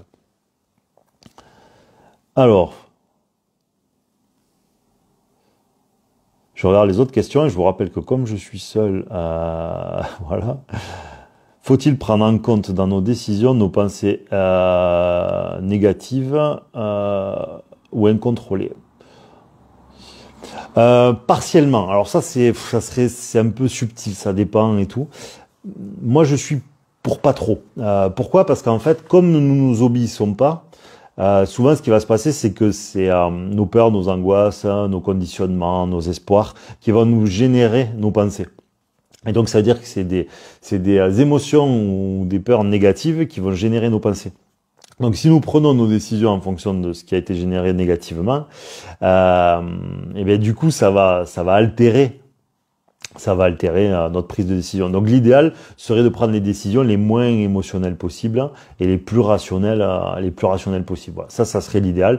Et c'est pour ça qu'il faut pas prendre des décisions là. Il faut prendre le temps de la réflexion. Il faut les faire dans un moment justement où nous sommes tranquilles et sereins pour vraiment qu'elles soient le plus favorable possible. Donc ça c'est vraiment l'idéal. Pour justement ne pas mettre toute cette négativité qui est dans l'absolu des pensées un peu erronées puisque elles ne sont pas animées de raison pour prendre nos décisions. Allez, je vais voir la prochaine question. Bon. Ah. Alors,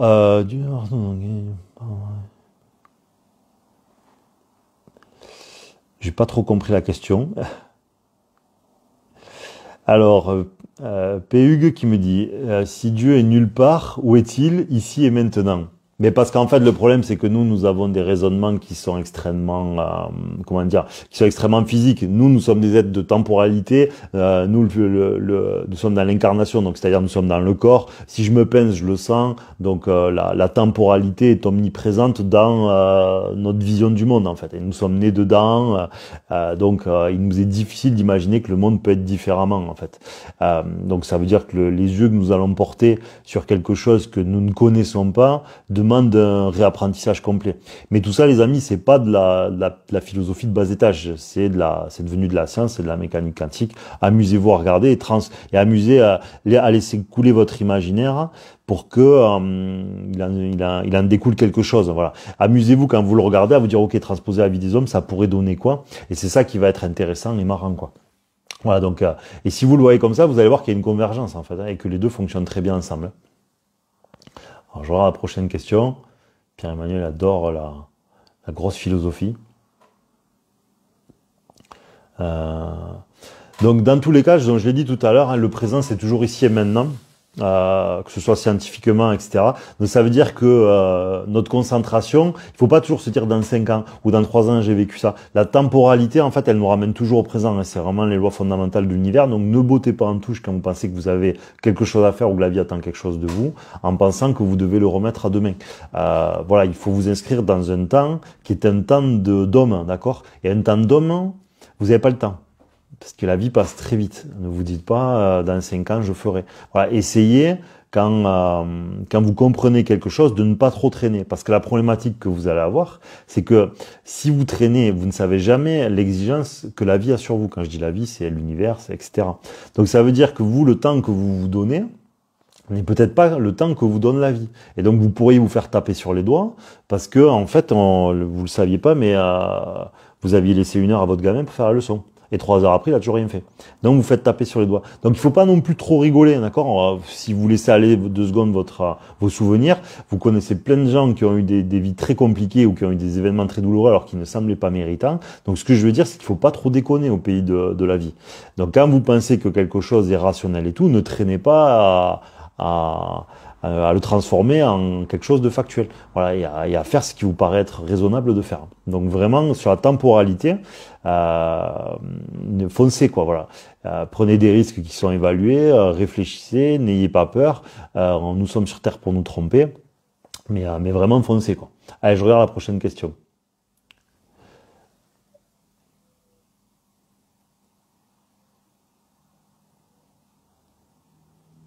Alors, quand je parlais de prédécesseurs, je parlais d'épigénétique, comment gérer ce que nous héritons dans notre ADN. Je l'ai expliqué un peu tout au long de ce live, je ne sais pas s'il l'a entendu. Comment gérer? En fait, tu t'en fous. Tu n'as pas à en avoir la gestion. C'est actif. Alors, je remets les gens qui ont loupé dans l'ambiance. Nous héritons de notre jeunesse et de nos ancêtres, ça s'appelle de l'épigénétique, je le redis, un patrimoine capital, mais douleur-souffrance. C'est-à-dire une partie de nous, c'est de la génétique, de toute façon, n'est pas à vous, puisque vous l'avez hérité de quelqu'un d'autre. Bon, dedans, il y a des informations, on va dire, douloureuses.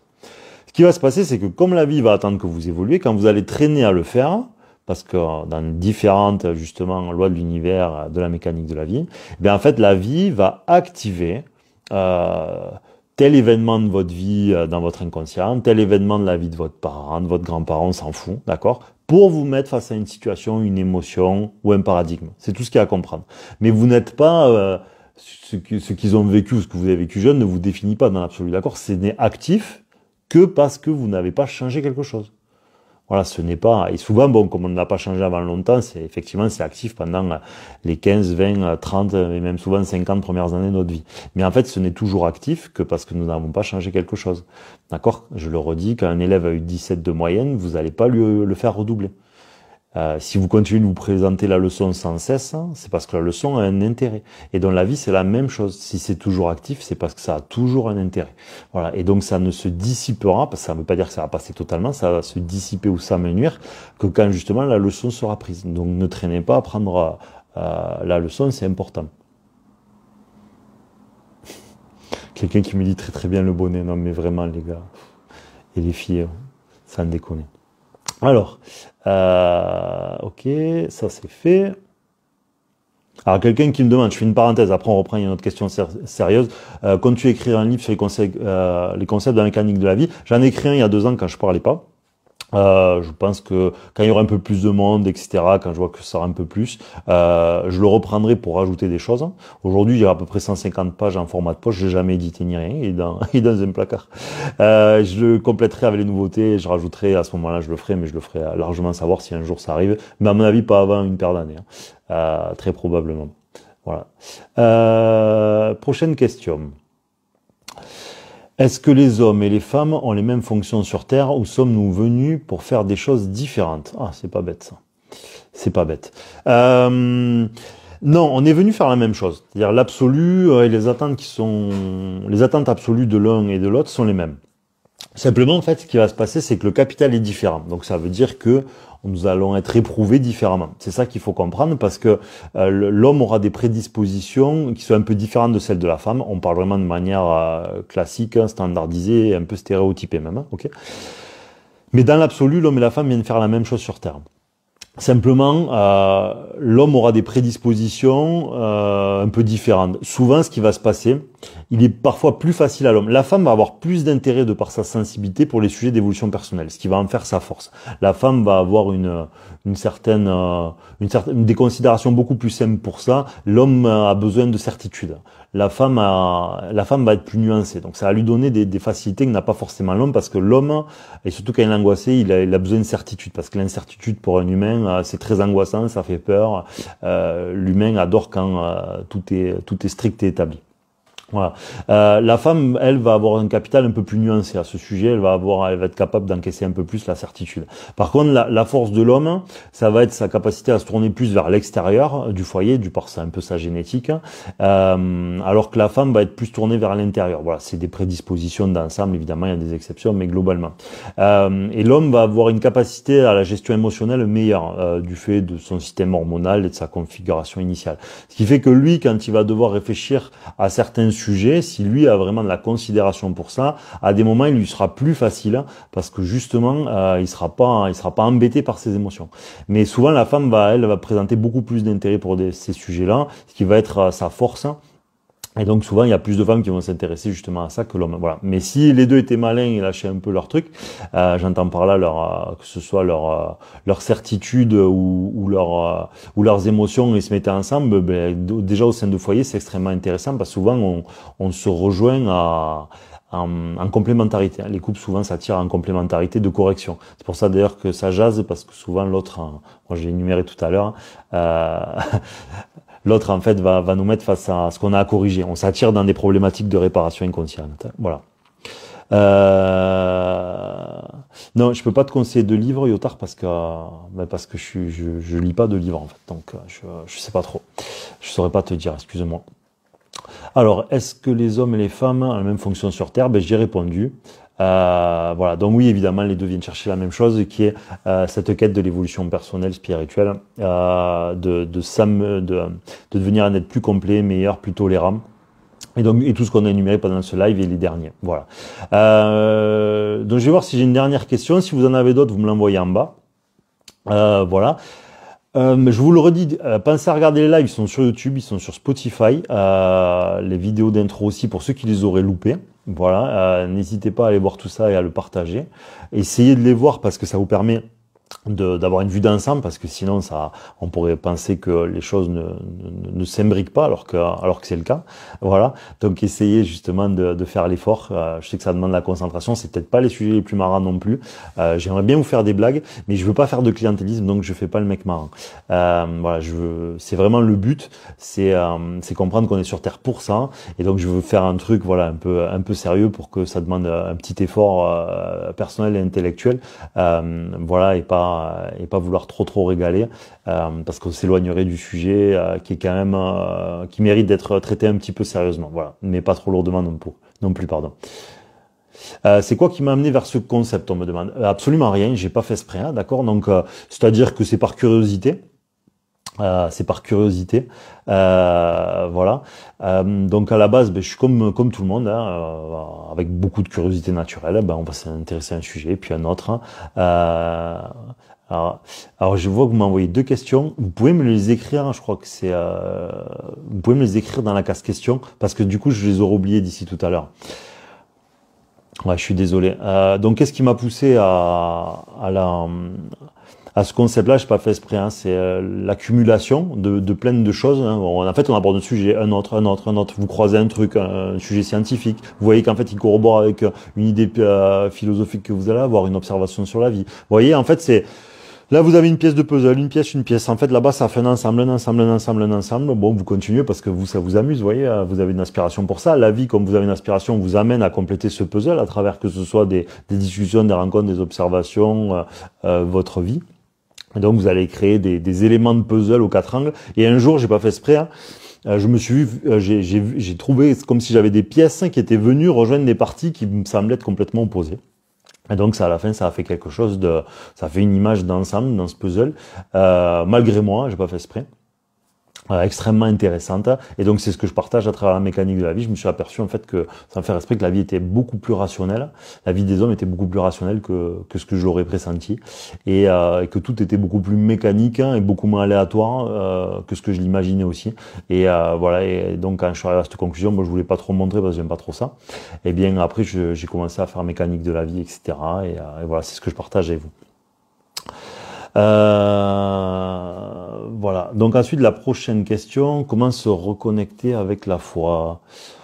En fait, la foi, pour moi, c'est quand même dans l'absolu quelque chose d'extrêmement individuel. C'est quelque chose d'extrêmement individuel. Est-ce que tu peux envoyer comment voir les signes qui nous montrent le chemin de vie? Est-ce que tu peux me l'envoyer en question en dessous, s'il te plaît, parce que j'aurais oublié. Comment se reconnecter avec la foi?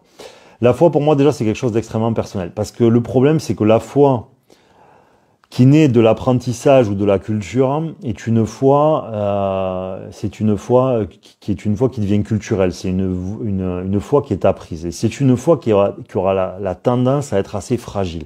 Parce que je pense que dans l'absolu, la foi est une rencontre. Et vous l'avez d'ailleurs ça je le sais, chez les chrétiens, c'est la parabole du semeur. Hein, vous pouvez la regarder, c'est la parabole du semeur, mais elle explique très bien, elle donne réponse à cette question, donc je vais me permettre de l'énumérer rapidement. C'est une charrette, je crois, sur laquelle est posée des graines. Et le sac de graines est percé. Et quand la charrette avance, donc elle tombe des graines sur des cailloux. Dans les cailloux, au soleil, la graine tombe, le soleil brûle la graine et donc elle ne peut germer. Ensuite, il y a d'autres graines qui tombent dans une terre peu profonde. Je crois que c'est dit comme ça. Et donc là, ça fait une plante qui grandit, qui fait sa germination, qui fait sa photosynthèse. Mais quand il y a un climat compliqué, comme elle n'est pas suffisamment enracinée parce que la terre est peu profonde, en fait, elle meurt. Et ensuite, il y a la troisième qui, elle, graine, tombe dans une terre beaucoup plus profonde, beaucoup plus fertile. Et donc là, ça produit des grands arbres et la prospérité et ça résiste aux grands aléas. Ben, en fait, cette parabole, elle est là un peu pour vous étayer ce que je suis en train de vous dire. C'est-à-dire que quand la graine va tomber quand la graine va sur un terreau qui a été trop conceptualisé, trop appris ou trop organisé par que ce soit la cellule familiale ou par la religiosité, il peut à un moment donné se heurter à une fragilité parce qu'il n'y a pas eu de rencontre suffisante. Vous voyez, ce qui n'empêche pas d'avoir une rencontre, hein, entendez-le quand même. Hein. Mais souvent la meilleure des rencontres, c'est avec soi-même. Ça ne veut pas dire que une religion ne peut pas vous aider à le faire, mais souvent la meilleure des rencontres, c'est une convergence entre soi-même et la compréhension d'une origine créatrice. Si dessus vous êtes catholique, musulman, ben en fait simplement ce qu'il faut vous autoriser, c'est à essayer de comprendre cette religion. Mais en étant critique vis-à-vis d'elle, parce que elle vous pousse quand même à la réflexion. Hein, chez les catholiques, enfin chez les chrétiens, ce sont des paraboles, la vie de Jésus. Donc sortir des certitudes de choses qui sont écrites sous forme de paraboles, c'est pas possible en vérité. Donc ça veut dire que ça suggère la remise en question pratiquement, et donc la réflexion. Et donc à partir de là, si vous autorisez cette réflexion et vous la mettez en conformité avec des paraboles et tout, ben vous allez pouvoir justement comprendre des phénomènes complexes, vous allez pouvoir avoir peut-être une foi qui sera plus profonde parce que vous allez à la rencontre. Parce que si vous ne comprenez pas et que vous n'essayez pas de comprendre ce qu'est l'origine créatrice, la foi à Dieu, ben vous aurez une foi qui sera très fragile en fait. Voilà. Aux moindres aléas de la vie, comme je l'expliquais tout à l'heure avec la parabole du semeur, vous verrez que vous en retournerez ou que vous n'aurez pas les solutions en fait. Vous n'aurez pas les solutions parce qu'en fait ça sera quelque chose d'appris où vous trouverez des raccourcis qui sont des raccourcis d'hommes, de pensée d'hommes, et ce ne seront pas des raccourcis d'être conscient. Vous voyez, parce que lui-même prend toujours des raccourcis parce que c'est sécurisant et c'est facile. Alors qu'en fait, la foi, c'est une rencontre et c'est vraiment une grande réflexion quoi, qui est nécessaire. Pardon. Alors ensuite, prochaine question. Hop. Il y en a, vous êtes généreux avec les questions. Hein. Aston, wow. Adri plutôt. M'a dit que c'est Adrien. Alors je vais répondre à la question tout à l'heure de Léa, je crois.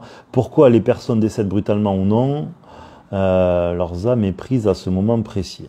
Bon, dans l'absolu, on ne saura jamais, mais pourquoi en fait souvent il y a des décès brutaux? Alors il y a plein de possibilités. Il y en a certaines que je tairai parce que c'est mes théories à moi et je veux pas embêter les gens que ça pourrait heurter.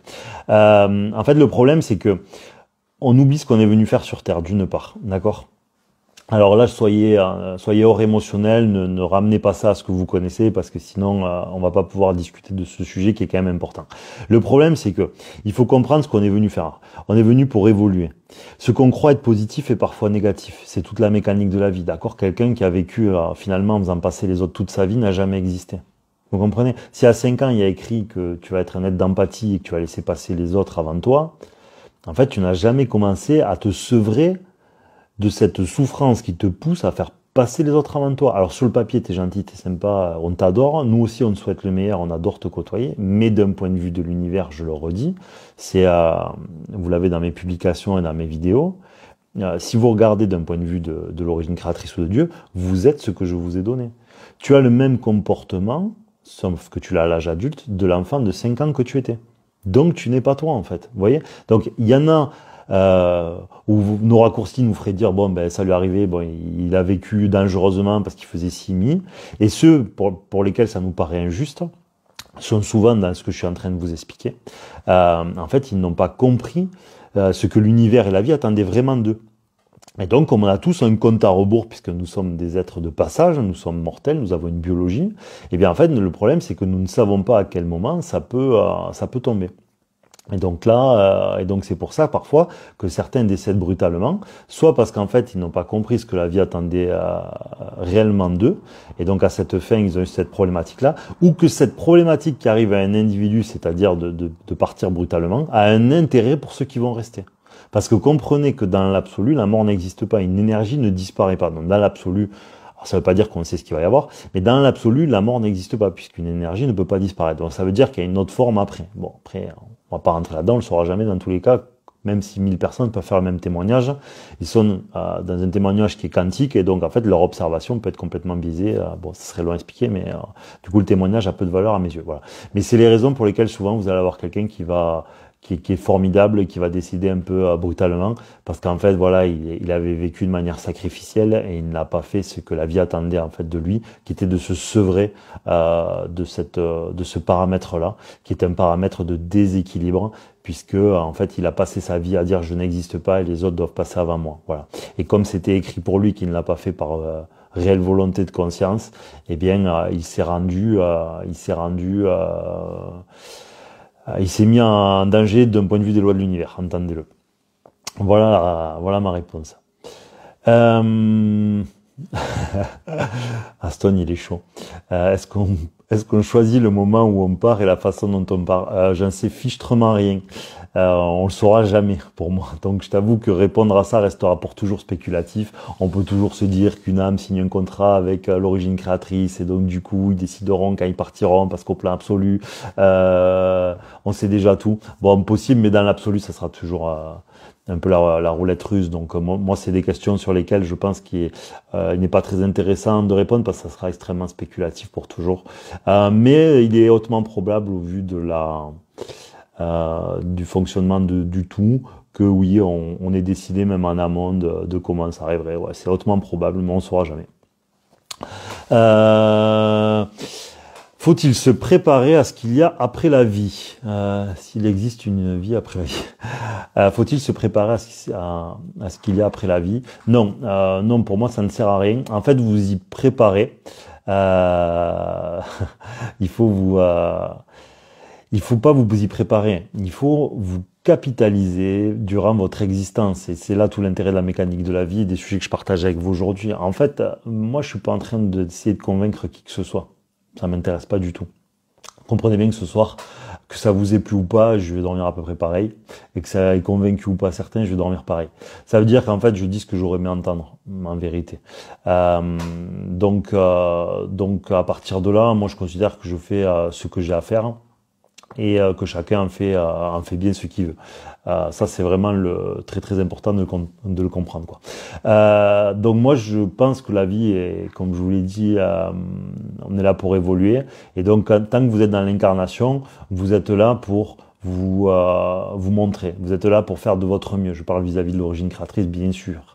Vous êtes là pour respecter cet ordre établi, ces lois de l'univers. Et en fait, plus vous allez les faire, plus vous avez de probabilité, puisque vous avez respecté les lois de l'univers, d'être récompensé par la suite. C'est en tout cas ce qui est le plus convergent, le plus probable, même si effectivement on ne saura jamais, d'accord? Je le redis, hein, si les océans et les planètes obéissent à des lois de l'univers, comprenez que nous sommes obligés d'en faire autant. Ça paraît élémentaire. Si l'océan ne bronche pas face aux lois de l'univers, ou très peu, on a intérêt à en faire autant, vous voyez? Parce que sinon, l'océan qui ne respecte pas les lois de l'univers, il disparaîtrait. Il partirait dans un trou noir ou je ne sais où. Donc l'humain, c'est la même chose. L'humain, c'est la même chose. Donc il faut pas se préparer, il faut être un vrai vivant, il faut se régaler, il faut vivre, il faut rigoler, il faut réfléchir, il faut agir, il faut fonctionner, il faut être courageux, il faut se régaler, il faut ne pas perdre de temps pour rien. Voilà, faut être des vivants, c'est tout, et surtout réfléchir pour comprendre la vie, les phénomènes complexes et nous-mêmes, et devenir de mieux en mieux. Et c'est comme ça que la suite ne peut être que meilleure, même s'il y a une vie après la mort. Voilà. Comment voir les signes qui nous montrent le chemin de notre vie? Là, le problème, c'est qu'il y a des tonnes de possibilités. Il y a des tonnes de possibilités. En fait, moi, je le redis, je pense que les signes, ça peut être un leurre. Hein. Plus vous allez devenir conscient, plus comprenez que vous êtes dans l'atome, hein, il y a du plus, il y a du moins, je vous le dis à chaque fois. Donc ça veut dire que le moins est une réalité, hein, on doit le considérer puisque c'est dans l'atome, et donc ça veut dire que partout, il y a du négatif. Donc le négatif, c'est ça va être la forme pour nous égarer, c'est le but, pour que nous devions plus aguerris, meilleurs, plus intelligents, plus savants, plus de discernement, plus complets, meilleure résistance émotionnelle, tout ce que vous voulez. Donc attention aux signes. Hein. Les signes, alors moi je dirais que c'est la convergence des éléments qui va faire que vous allez favoriser un chemin plutôt qu'un autre, d'accord? Donc ça veut dire, on pourrait dire les signes, allez, je vais l'accorder, le discernement, la réflexion, quand elle est neutre justement de besoin, de manque, etc. Donc en fait c'est tout cet ensemble-là, et la temporisation est temporisée, prendre un peu de temps à ce moment-là que vous allez prendre une décision, et c'est la mutualisation de cet ensemble qui va dessiner des probabilités qu'un chemin soit mieux qu'un autre. Et ensuite, là, une fois que vous avez des probabilités et une convergence de l'ensemble des éléments, eh bien, vous allez dire, OK, puisque tout a l'air de converger dans cette direction, eh bien, c'est celle que je vais prendre. Voilà. Et donc, c'est à ça qu'il faut essayer de travailler, et c'est ce fonctionnement-là qu'il faut essayer d'avoir. C'est les probabilités, je le redis, qui régissent l'univers. Et donc il faut raisonner de manière probable, voilà, parce que c'est comme ça. Celui qui gagnera le plus souvent au poker, c'est celui qui respecte le mieux les probabilités. Celui qui gagnera le plus en trading, donc en action, en crypto, en ce que vous voulez, c'est ceux qui respecteront le plus les probabilités, parce que le marché, c'est un marché de la raison, c'est les probabilités. Voilà. Et donc nous, dans nos choix, nous devons agir avec le système des probabilités aussi. Alors, je passe à la prochaine question. Les amis, après ces deux questions, on va s'en arrêter là pour ce soir. On se refait un live très prochainement. J'essaierai de le publier à l'avance, voilà, la prochaine fois. Là, j'avais un long repas de famille. Je ne pensais pas être à l'heure. Voilà pourquoi je ne l'ai pas dit en avance. Voilà. Donc, je réponds à vos deux dernières questions. Merci à tous d'y avoir assisté. Dans tous les cas, il sera publié sur YouTube, et il sera publié également sur Spotify. Voilà. Donc, n'hésitez pas, et vous avez tous les précédents aussi. Comment définis-tu l'alchimie spirituelle et ce que tu en penses? Alors l'alchimie spirituelle, bon moi tout ça c'est des termes que je ne connais pas vraiment, donc je vais vous dire ce que moi ça me laisse suggérer. Déjà ça me laisse suggérer un bon gros terme pour égarer les gens. Voilà. Vous savez, c'est comme quand vous allez au restaurant et que vous avez les feuillets de ceci, cela sur son lit de... voilà. Bon, à la fin, tu lui dis, qu'est-ce que tu me fais? C'est quoi que tu vas me servir? Dis-le-moi. C'est du bœuf, c'est du lapin. Ah, c'est du poisson. Merde, j'avais pas compris. Voilà. Donc, il y a un petit côté comme ça avec ces termes, mais bon, je vais essayer de jouer le jeu. Donc l'alchimie spirituelle, est-ce que tu en penses? Le problème, c'est que l'humain était extrêmement déséquilibré. C'est-à-dire que l'humain est un peu comme tout le vivant, et un peu l'arbre, vous voyez. C'est qu'il est venu dans un monde physique, donc relié à la terre, et il est venu dans un monde spirituel puisqu'il peut réfléchir, penser et évoluer. Et donc comme l'arbre, il va être relié aussi à la photosynthèse, au ciel, voilà. Donc il y a un côté cosmotellurique, c'est-à-dire le ciel et la terre. Donc le ciel, on va passer plus que sa spiritualité parce que c'est un peu intouchable le ciel. La terre, ça va être le monde physique. Et donc notre but, ça va être trouver un équilibre entre les deux. Parce que si vous êtes trop spirituel, en fait, ce qui va se passer, c'est que vous allez vous déconnecter votre incarnation et vous allez avoir des problèmes parce que vous êtes là pour trouver un équilibre entre les deux. J'ai un peu énuméré dans le dernier live, je crois. Donc, il faut vraiment trouver un équilibre entre les deux. Et la plupart des spirituels de nos jours, en fait, sont complètement déconnectés. Donc, dans une forme, à mon sens, très négative parce que justement, ils ne sont plus dans l'incarnation pratiquement. Ils sont plus dans l'incarnation terrestre, c'est-à-dire que leurs pieds touchent plus le sol. Voilà, je vais pas faire ma blague que j'ai déjà faite, hein. Vous leur faites une balayette, en fait, vous touchez personne parce que les pieds sont pas sur terre, hein. Mais je vous la refais quand même un petit peu, au cas où il y en a deux qui les loupaient. Mais c'est l'idée. C'est-à-dire que les gens se sortent parce qu'en fait, la terre, c'est le lourd, d'accord? Donc, eux, ils ne trouveront plus de confort à la voie terrestre. Parce qu'en fait, ils se sont déconnectés, mais parce qu'en fait, ils se sont fait leurrer en vérité, hein. Voilà. Et donc, ils vont commencer à trouver que du confort dans ce qui va penser de la spiritualité. Mais la spiritualité, à ce moment-là, va être un leurre pour les égarés. Voilà. Bon, je pourrais en parler longuement, mais j'en parlerai une autre fois. Donc c'est vraiment trouver un équilibre entre les deux. Quelqu'un qui va ne penser que de manière terrestre, il va lui manquer de spiritualité. La vie, au bout d'un moment, va l'inviter à le faire, parce que sinon, il y a une partie de sa vie qui sera insatisfaisante, parce qu'il ne remplira pas toutes les prérogatives que la vie attend de lui. Et s'il n'est, je sais plus ce que j'ai dit, s'il n'est que terrestre, hein, ben en fait, ouais, il y a une partie qui est manquante. Donc il faut être les deux à la fois et de manière relativement équilibrée. Mais après, on pourra, si tu veux, garde-la. Merci Shayna de cette question parce qu'elle est bien. Garde-la et tu la reposes un jour.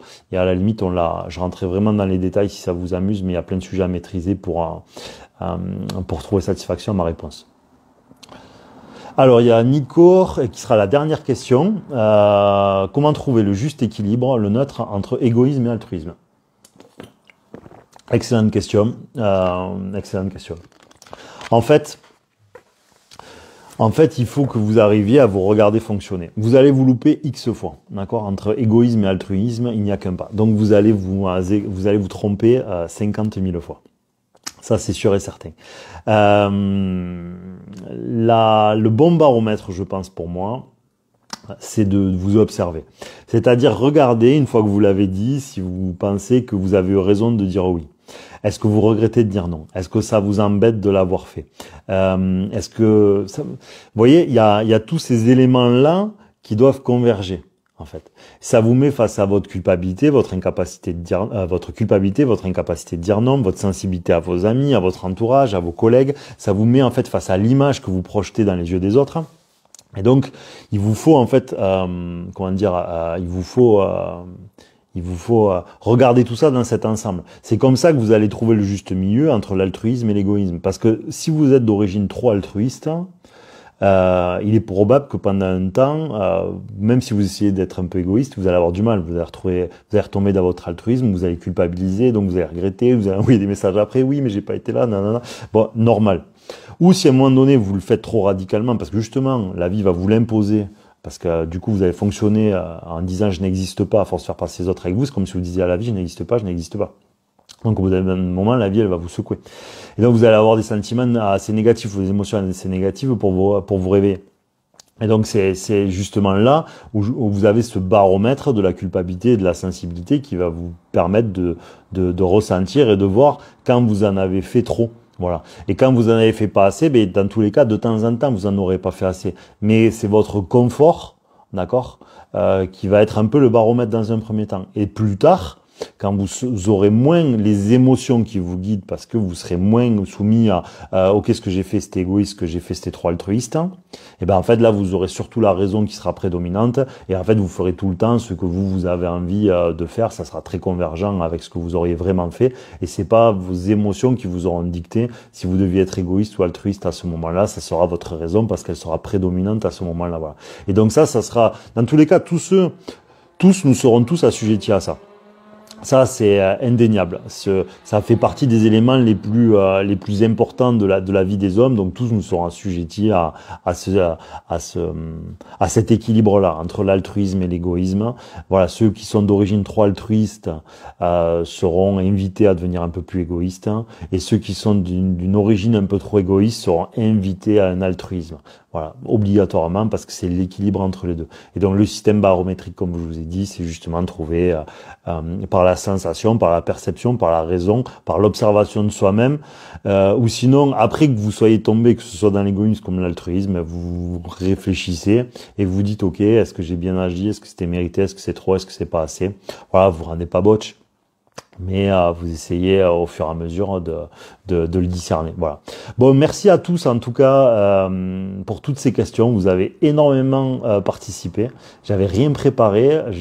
Je le redis, j'avais pas annoncé à la dernière minute parce que j'avais pas prévu de le faire. Repas de famille oblige. Je me suis dit, je vais être plein comme une oie, ça va être infernal. Et finalement,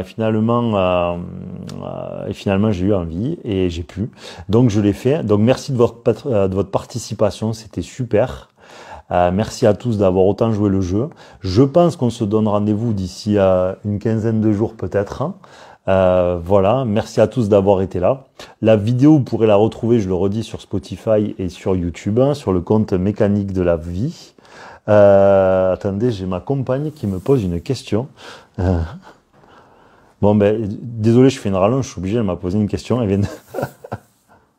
Ah, c'est pas elle, d'accord, elle me dit t'as oublié quelqu'un. Bon, attendez, je prends 2 secondes et je réponds à cette question et finalement je fais une rallonge et si les autres, il y en a qui ont quitté, vous pourrez le voir demain. Si tout est réalité et que l'on perçoit cette réalité, comment savoir si c'est vraiment la réalité? Ah là là là là, mais vous voulez, en plus vous posez des questions compliquées au moment de partir, vous êtes des sacrés joueurs. Alors attendez, je me concentre 2 secondes pour essayer de vous dire un truc qui soit quand même un peu raisonnable. Si tout est réalité et que l'on perçoit cette réalité, comment savoir si c'est vrai, la vraie réalité? En fait, il faudrait le disséquer. Cette phrase, c'est une phrase à disséquer pour essayer de la comprendre. Il faudrait vraiment la disséquer. Le problème, c'est qu'en mécanique quantique, je le redis, le résultat dépend de l'observateur. Donc à partir de là, si le résultat dépend de l'observateur, ça veut dire que toute réalité est une perception. Dans l'absolu, je parle, d'accord? C'est-à-dire que le monde physique a des caractéristiques qui lui sont spécifiques, et donc c'est observable. Le monde quantique, on vous dit qu'en fait, le résultat dépend en fonction de l'observateur. Donc c'est très différent. Quand vous avez un raisonnement physique, ce que nous avons tous, puisque nous sommes ici de ça, je bouge ma bouteille, on fait tous la même chose, elle bougera de la même manière. Bon, en quantique, la bouteille prend des directions très différentes, où il pourrait même y avoir plusieurs bouteilles. Donc ça veut dire que notre perception de ce que pourrait être la réalité est la perception tant que nous exerçons avec notre vision à nous, notre observation à nous, et donc nos paradigmes à nous. Et donc comment savoir si c'est la vraie réalité? Eh bien en fait, plus votre conscience va grandir, plus vous allez vous apercevoir que votre réalité, ce que vous pensiez être votre réalité, était en fait complètement erroné. Et que c'était une réalité de faciès, c'était une réalité d'apparence en fait, mais ce n'est pas une réalité absolue. Voilà, donc il y a une réalité du monde physique. Voilà, la bouteille, ce que nous vivons, ce que nous touchons, etc. Et après, on pourrait parler d'une réalité différente dans notre observation du monde et de ce que nous croyons être la réalité. Ou même on pourrait chercher, alors vraiment si on est tatillon, on pourrait même pousser que la réalité vécue par les hommes serait dans un absolu quantique ailleurs en même temps sur Terre, parce qu'en mécanique quantique, une chose peut être à divers endroits. Donc, on pourrait imaginer bon là vraiment, on ne le saura jamais, entendez-le, hein, mais une âme pourrait être incarnée dans différents corps. Voilà, quantiquement parlant, ça pose pas de problème. D'un point de vue physique, c'est impossible. D'un point de vue quantique, il n'y a pas de problème. Voilà, comme dans un data center, vous pouvez avoir dans votre ordinateur, vous pouvez avoir la même photo dans 10 dossiers. Vous voyez, si l'information de l'âme est une photo, ben vous pouvez la mettre dans 10 dossiers. Mais vous pouvez la mettre dans un data center et elle peut être consultée par des millions de gens. Pourtant, c'est la même information qui part de la même origine. Et les gens pensent tous avoir accès pensent être peut-être les seuls à avoir cette information. Alors vous êtes peut-être des millions à la taper au même endroit. Voilà. Donc ça, cette question est extrêmement philosophique et large, il faudrait vraiment la disséquer pour y répondre vraiment convenablement. Voilà, j'ai donné un élément de réponse en essayant de disséquer légèrement, mais si un jour ça vous amuse, c'est le genre de questions qu'on pourrait vraiment disséquer énormément pour essayer justement de trouver des convergences et des choses intéressantes derrière. Mais là, c'était pas trop le but, mais c'était quand même pour donner un élément de réponse. Donc merci à ma compagne de me l'avoir fait passer. C'est moi qui ne l'ai pas vu, Merci une nouvelle fois à tous ceux qui ont suivi ce live. Merci à tous. Merci d'avoir autant participé. Merci de suivre la mécanique de la vie. On va continuer de faire des lives réguliers. On essaiera même de faire des thèmes. Mais pour l'instant, je rentre pas trop dedans pour justement que ça puisse donner envie.